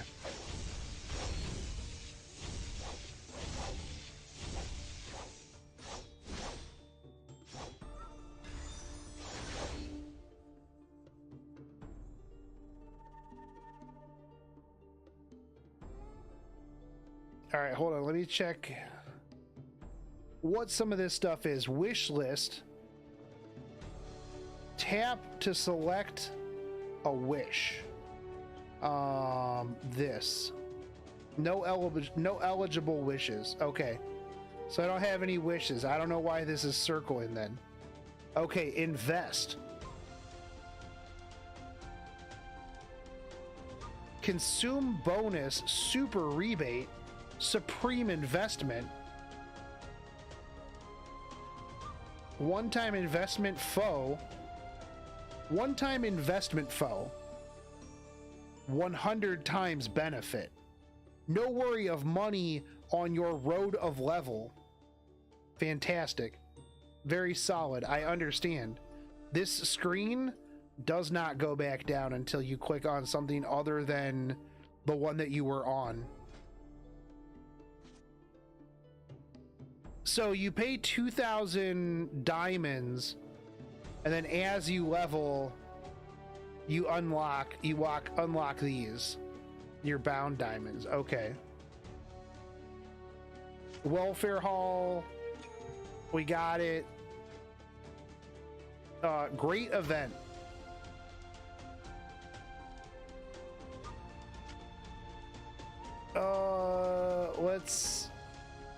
Let's go with this one. Oh, we got to recharge for these. Okay.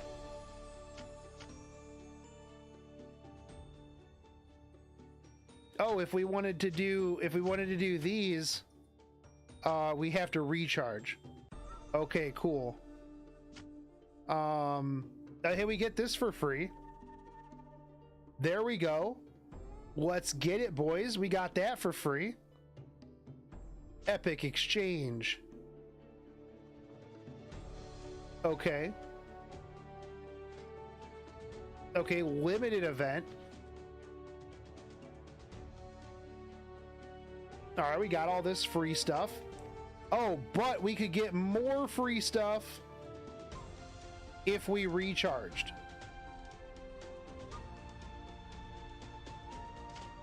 What do you even spend this on, though?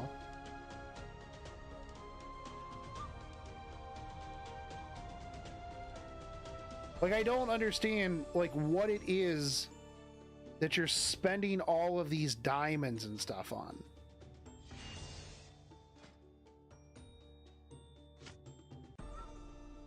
Okay, so we gotta fight this level 70 gangster. Yeah, free today for $5.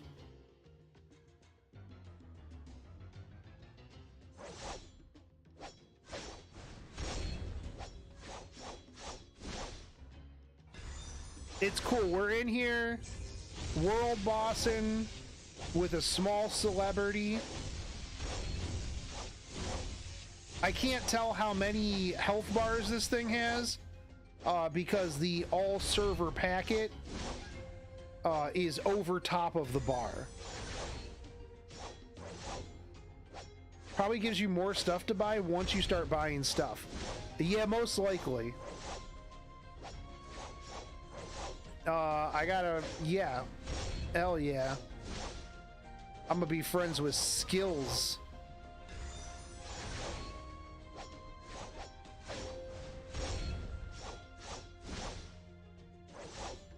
Again, this is not doing enough damage to me to even move my health bar.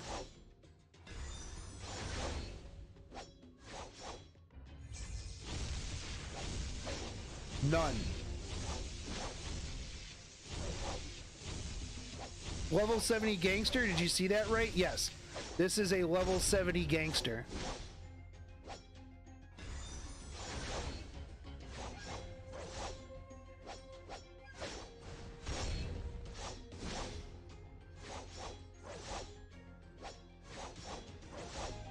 That person also summoned a bear?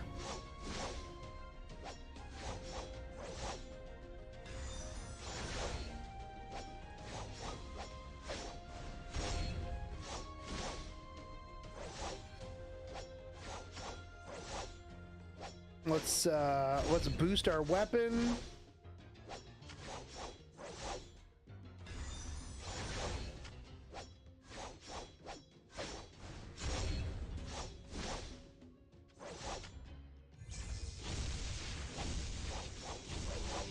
Okay, I think that we're doing fine here. We'll claim some more stuff. Daily task.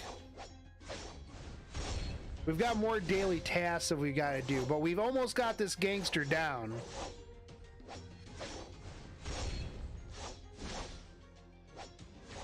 I know this is riveting. I don't know what any of my skills do.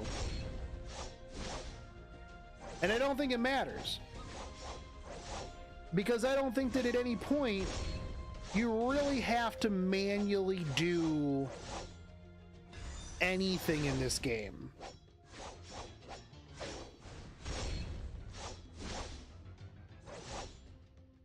Yeah, my skills do damage, yeah.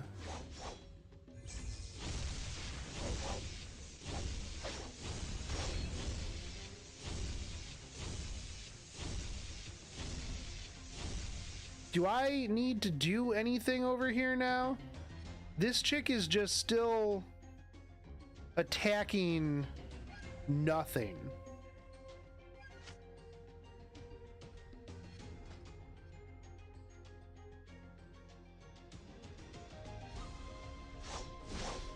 Oh, this is another boss. Oh, this is 120. Okay, this is gonna actually kill me. How do I move?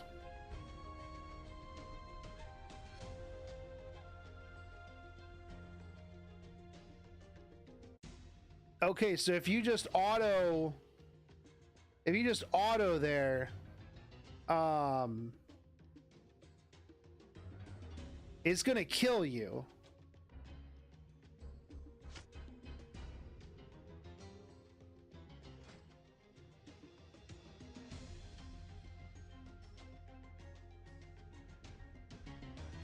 Is this gonna take me to the right one? Or am I gonna go back? It's just auto attacking a level 120.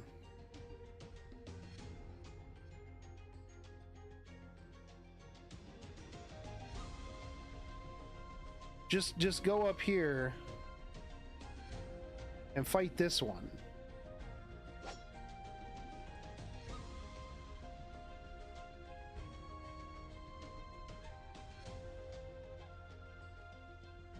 Oh, auto combat.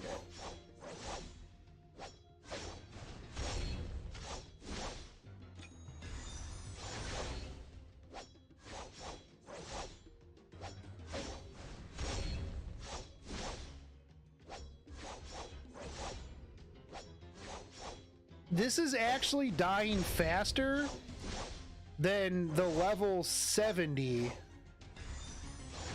Also, it has multiple HP bars per thing, because it's still on like X7.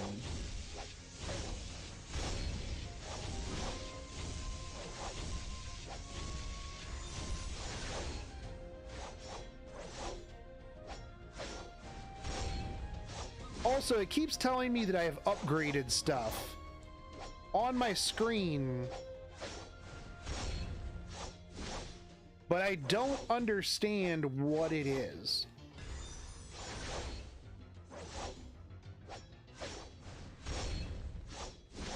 Like, I need to see if the world boss numbers go down this time, because I already killed one.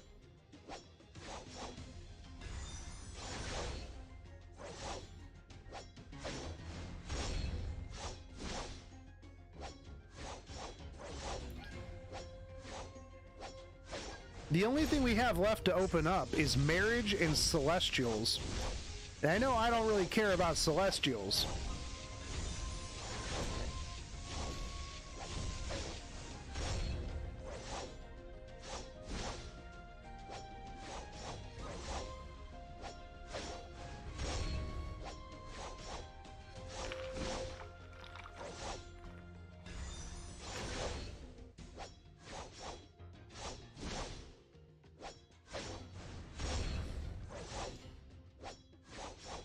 Also, it seems like as long as you're doing level or like adequate content, nothing kills you.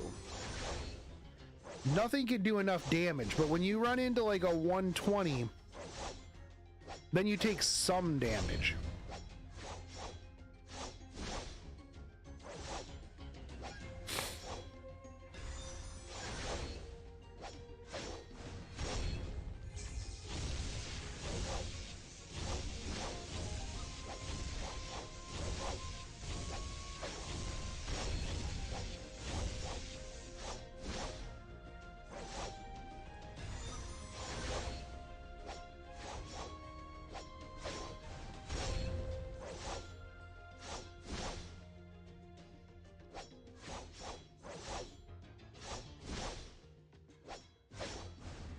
Okay, so let's see. We have three chances left.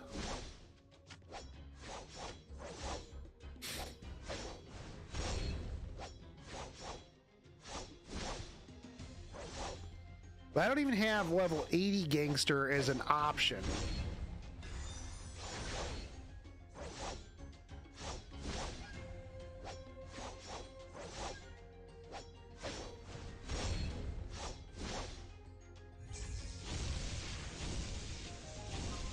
Okay, so I did get loot.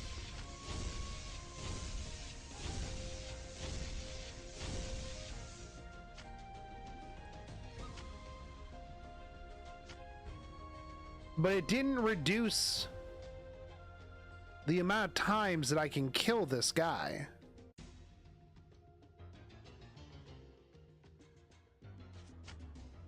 Okay.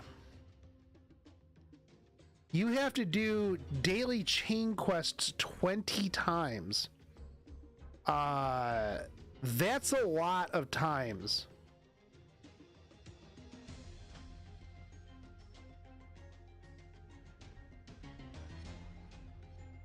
How do I... Oh, okay, so we're going to leave this dungeon. This takes us back to the wilderness. Again... I don't know what this has to do with anything.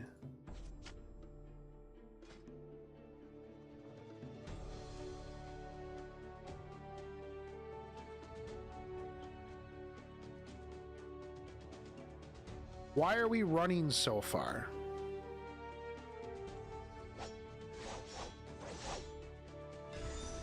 So you have to kill 80 of these things 20 times.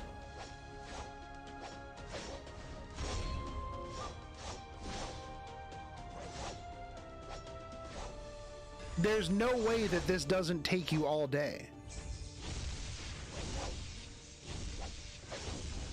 I thought that sometimes dailies in Epic 7 were a little tedious. I've played games that were quite tedious when it comes to the amount of stuff that you have to do on a daily basis. But this feels rather ridiculous. Because without my lightning bolt every minute, this takes forever.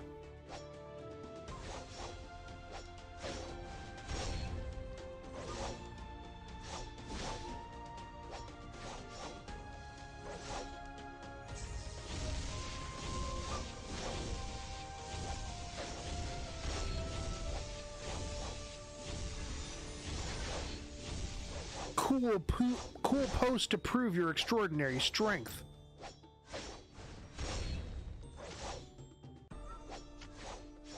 All right, promote ourselves.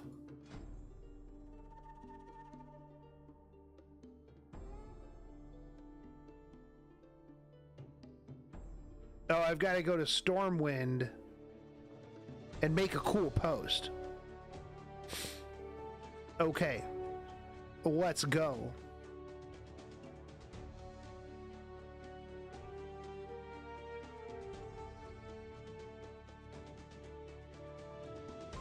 Oh, okay, or I can just click on these little boots and they just take me there.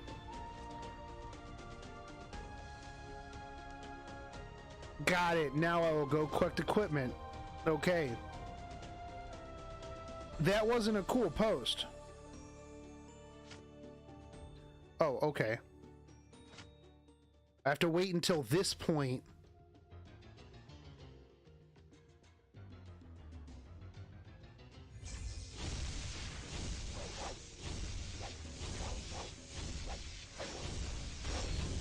Oh, this dude's dying real fast.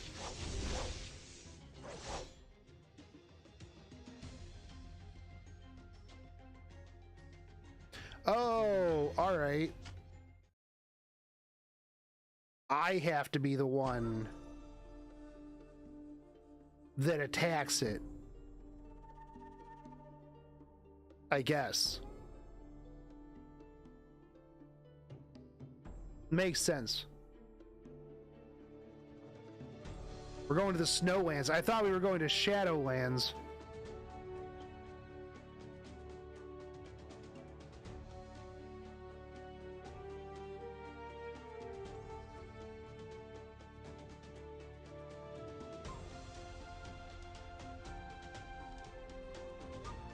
All right, cool. We got some.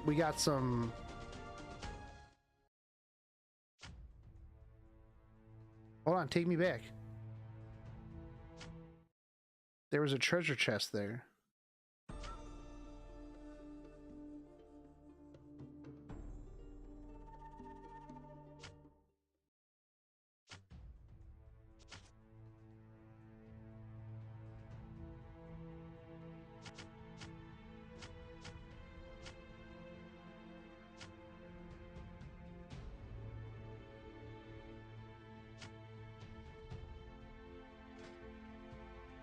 There's a lot of random stuff. Congratulations.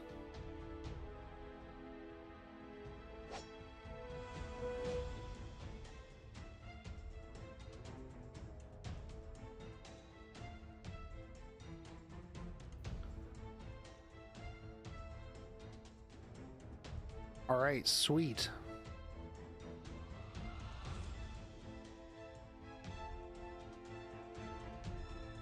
Oh, I don't know why some sort of random bear just showed up.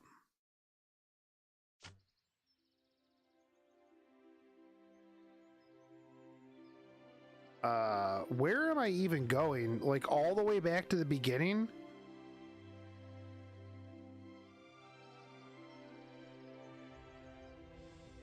Yes, apparently.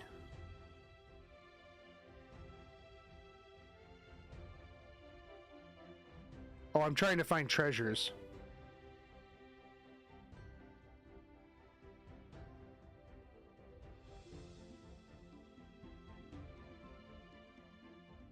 Okay.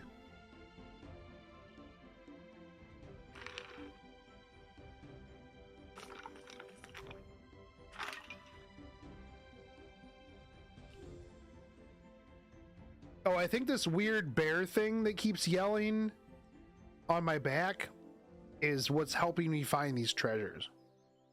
That makes sense. It does. It's good.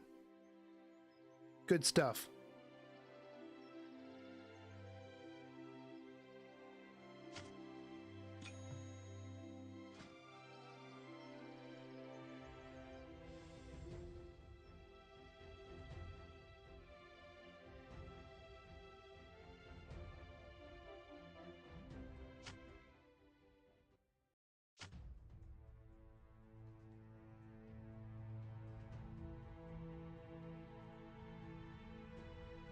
Okay.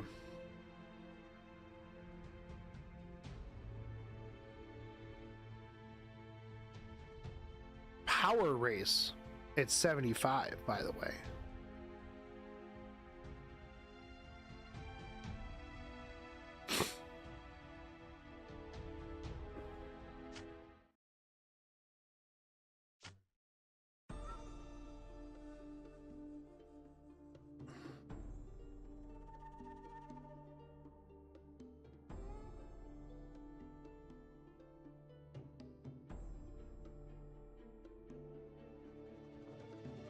All right, glad I need to finish all those treasure map things to learn about XP trading.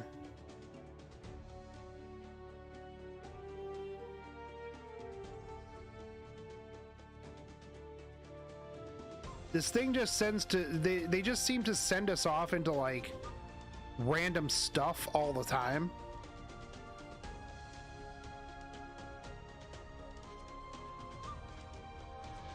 Yeah, let's go. XP training.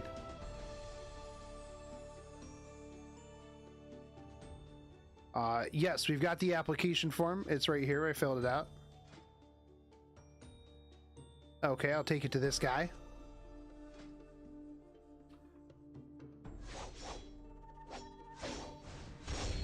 And then we'll just fight these dogs.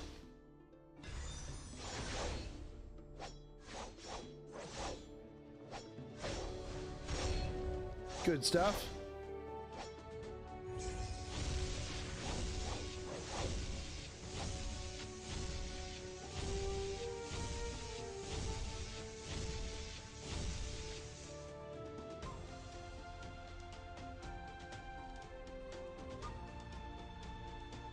Daily recharge.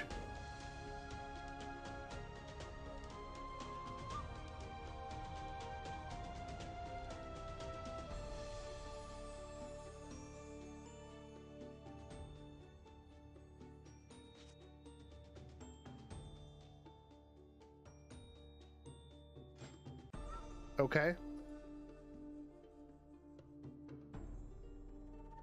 Oh, we've got the wishing well now. Invest diamonds. From this wish, you can obtain. Oh, wait, I can't do this until. Oh, I gotta add friends.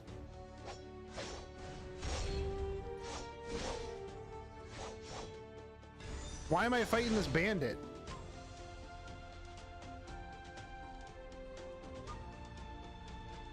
Okay.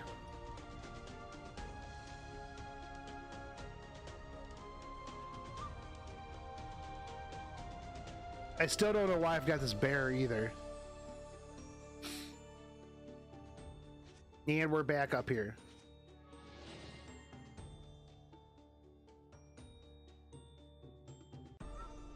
Wait, why do I get the training application again?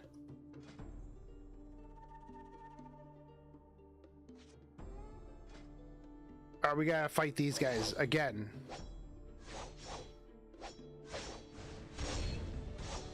But we already fought these.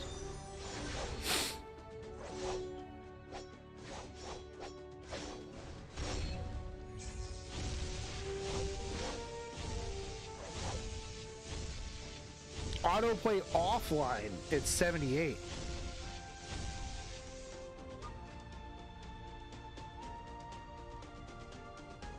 Alright, so we're gonna get some gloves this time. We just fought the same dude. The same stuff. So we got all the way back down here. We'll probably talk to the same person. No, I don't think we came over this guy.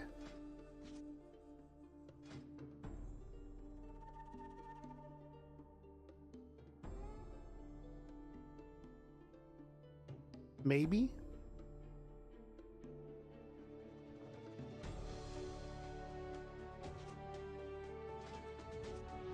Alright. Ascend endlessly to challenge the God Tower. Okay, so we unlocked the God Tower.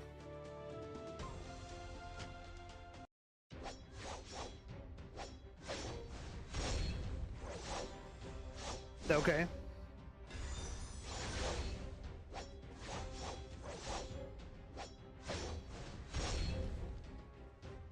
Next floor. How many floors can we do?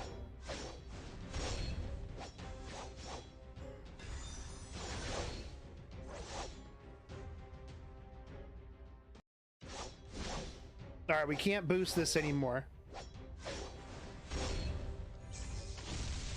Boost. Boost.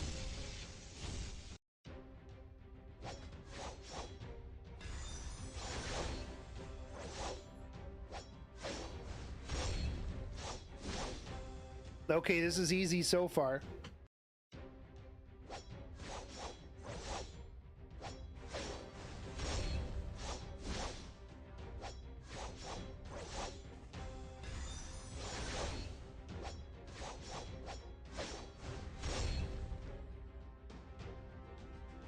Okay.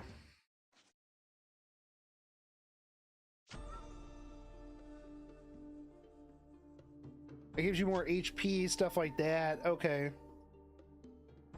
Understandable. All right. I'll be right back, chat. Hold on, we're just gonna autoplay. I'm gonna use the bathroom real quick. As you can see, I'm gonna leave and it's not gonna matter.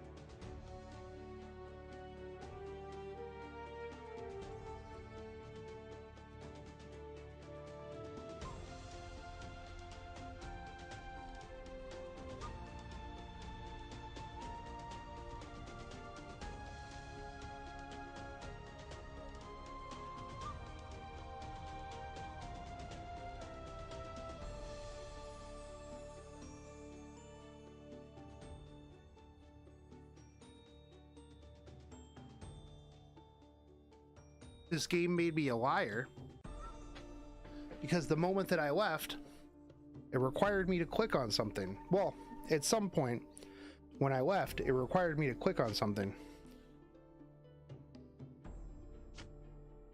Good job, game.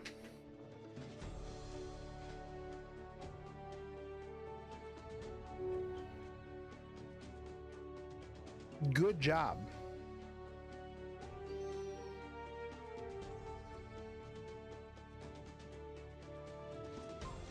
New server top-up ranking. Do you want a super bear be the top player?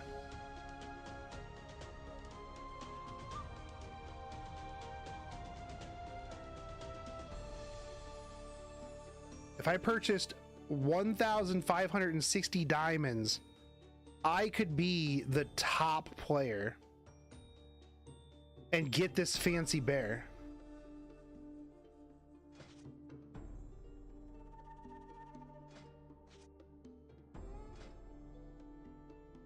Wait, hold on. Isn't that like real? Isn't that cheap? Ish? Do you permanently get that bear?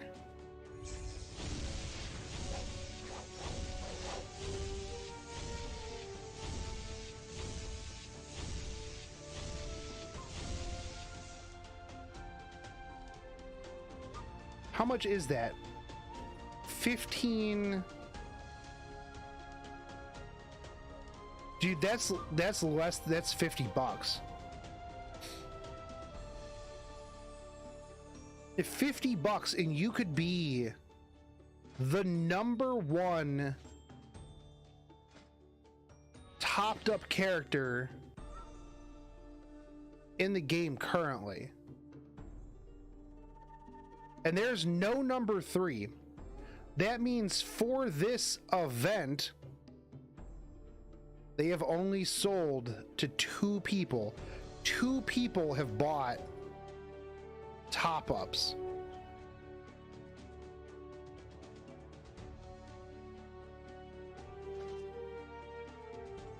This game is doing very well.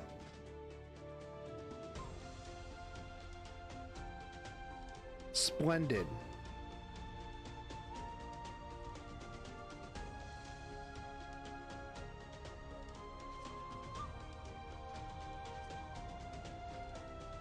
I can't imagine why.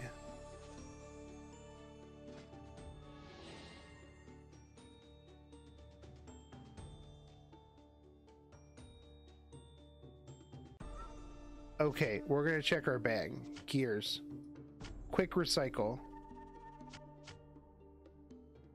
Ah, okay, it gives us XP.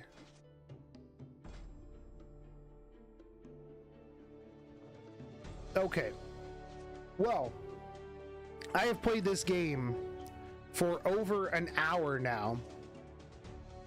We are already at level 78. Which is pretty, did seem to go pretty fast. At first I was a little concerned because I was like, wow, this is going to take forever to level up. But you get so much XP that it doesn't really matter. This is one of those games where it's like, oh, I'm level 400, but what does that really matter at the end of the day? You just get faster XP, right? And faster levels. Now, there's a lot to do in this game. There's offline farming.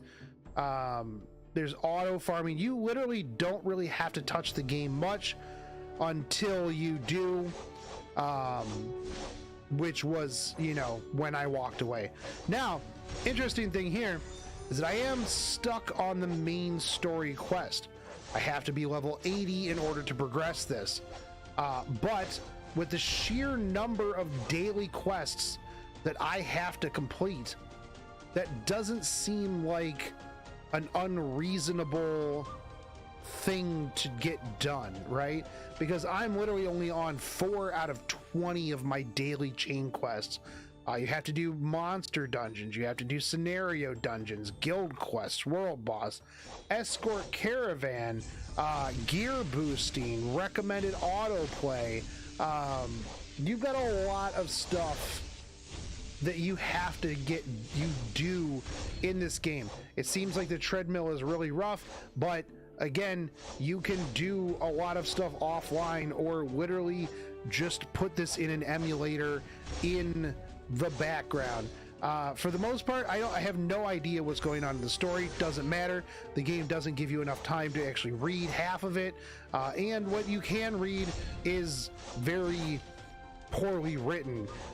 Overall, the game, I don't know why I'm even involved in this game. This is some sort of weird idle offline farming thing, and it always kind of bugs me with games like this because there's no real reason that I'm here.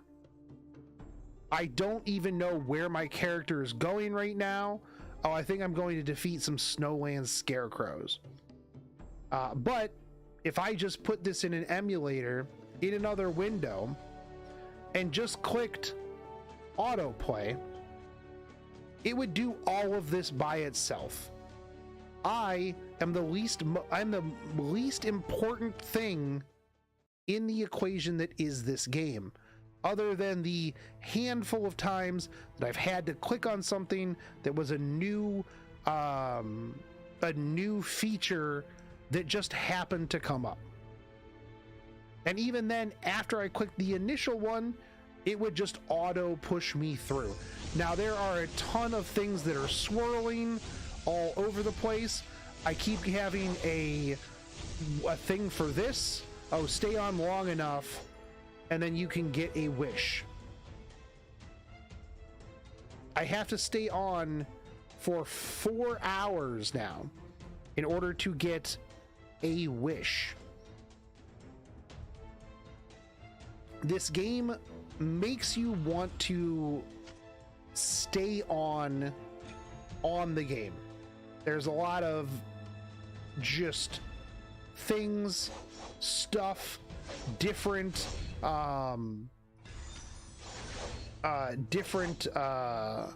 currencies. You have your diamonds, your bound diamonds.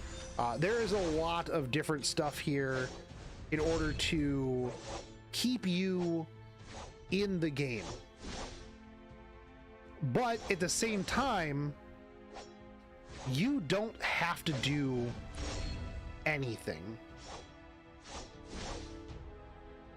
at all. Once you have all of your stuff unlocked, I would imagine it is as simple as literally just watching the game play itself. The graphics are bad.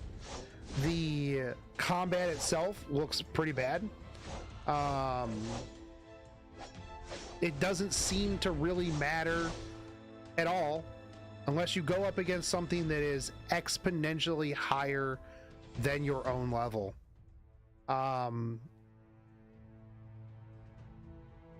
The monetization seems pretty tame, honestly.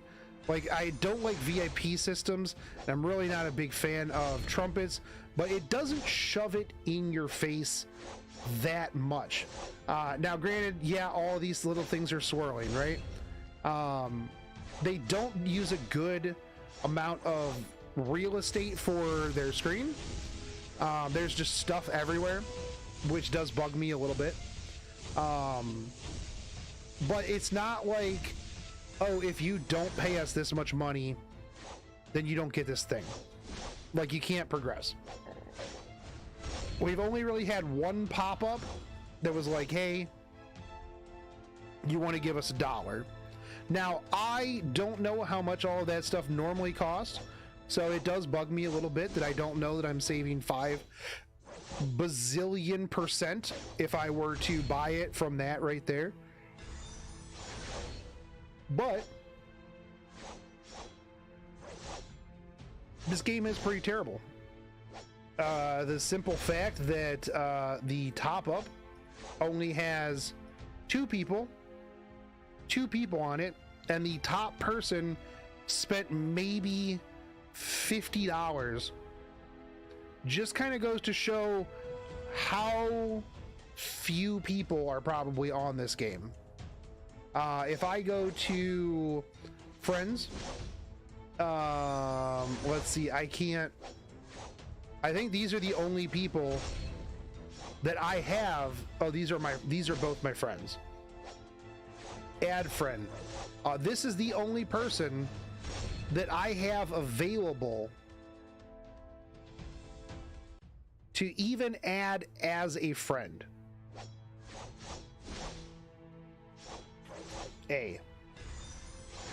No. This is it. This is the only person. I've sent them a ton of friend requests just now. add friend. That's it. Now, I don't know if it's just people that are in this general area that I am in. I've obviously seen a couple of people in the game. There were people chatting earlier. There was drama. But here's the other thing. I can't read this chat. Oh, here we go.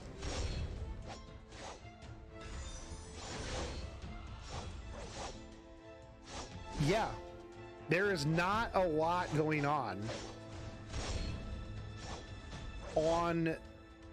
this game at all, and I can understand why, because once the novelty of the auto function wears off, there doesn't really seem to be much else with the game. So after playing this for an hour and a half now, and I use playing this as a very loose term because I was not really doing much. I'm gonna give this a very solid autoplay out of 10, and I'm going to go do something better with my time. If you like this content and you want to see more, make sure you subscribe to the channel. I am going to be doing a lot more terrible mobile games so that you don't have to. But I hope to see you guys on the next one. Take it easy, homies. Peace. Ah, yes. Another worst MMO ever recorded. This game sucks. This game... what are we even here for? To click on that one forge thing that came up when I walked to the bathroom. That's it. I still don't know why there's a bear over me. None of this makes any sense. There's so much stuff to do on a daily basis. It would take you all day.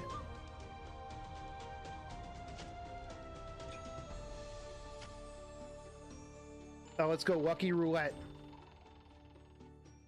Oh, cool. Bound diamonds. All right. Poggers, dude.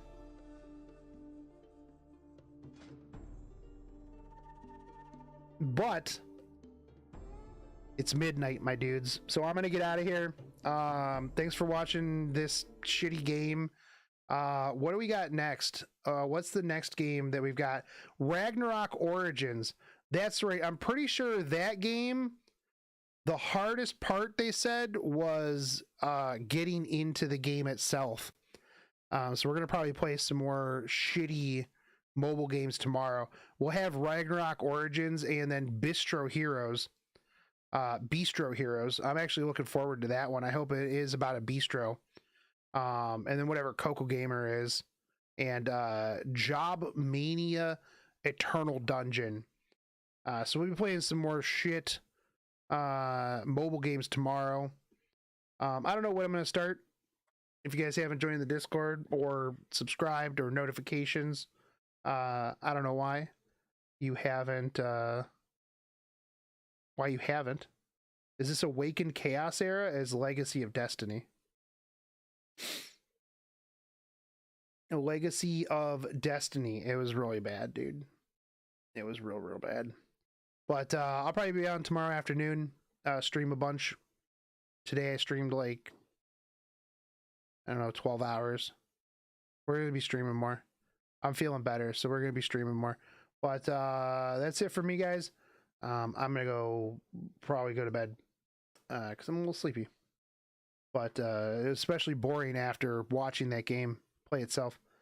Plus, I got to get up and edit some videos and throw some stuff up on the channel, not just throw up. But thanks you guys for watching, and I'll catch you guys tomorrow.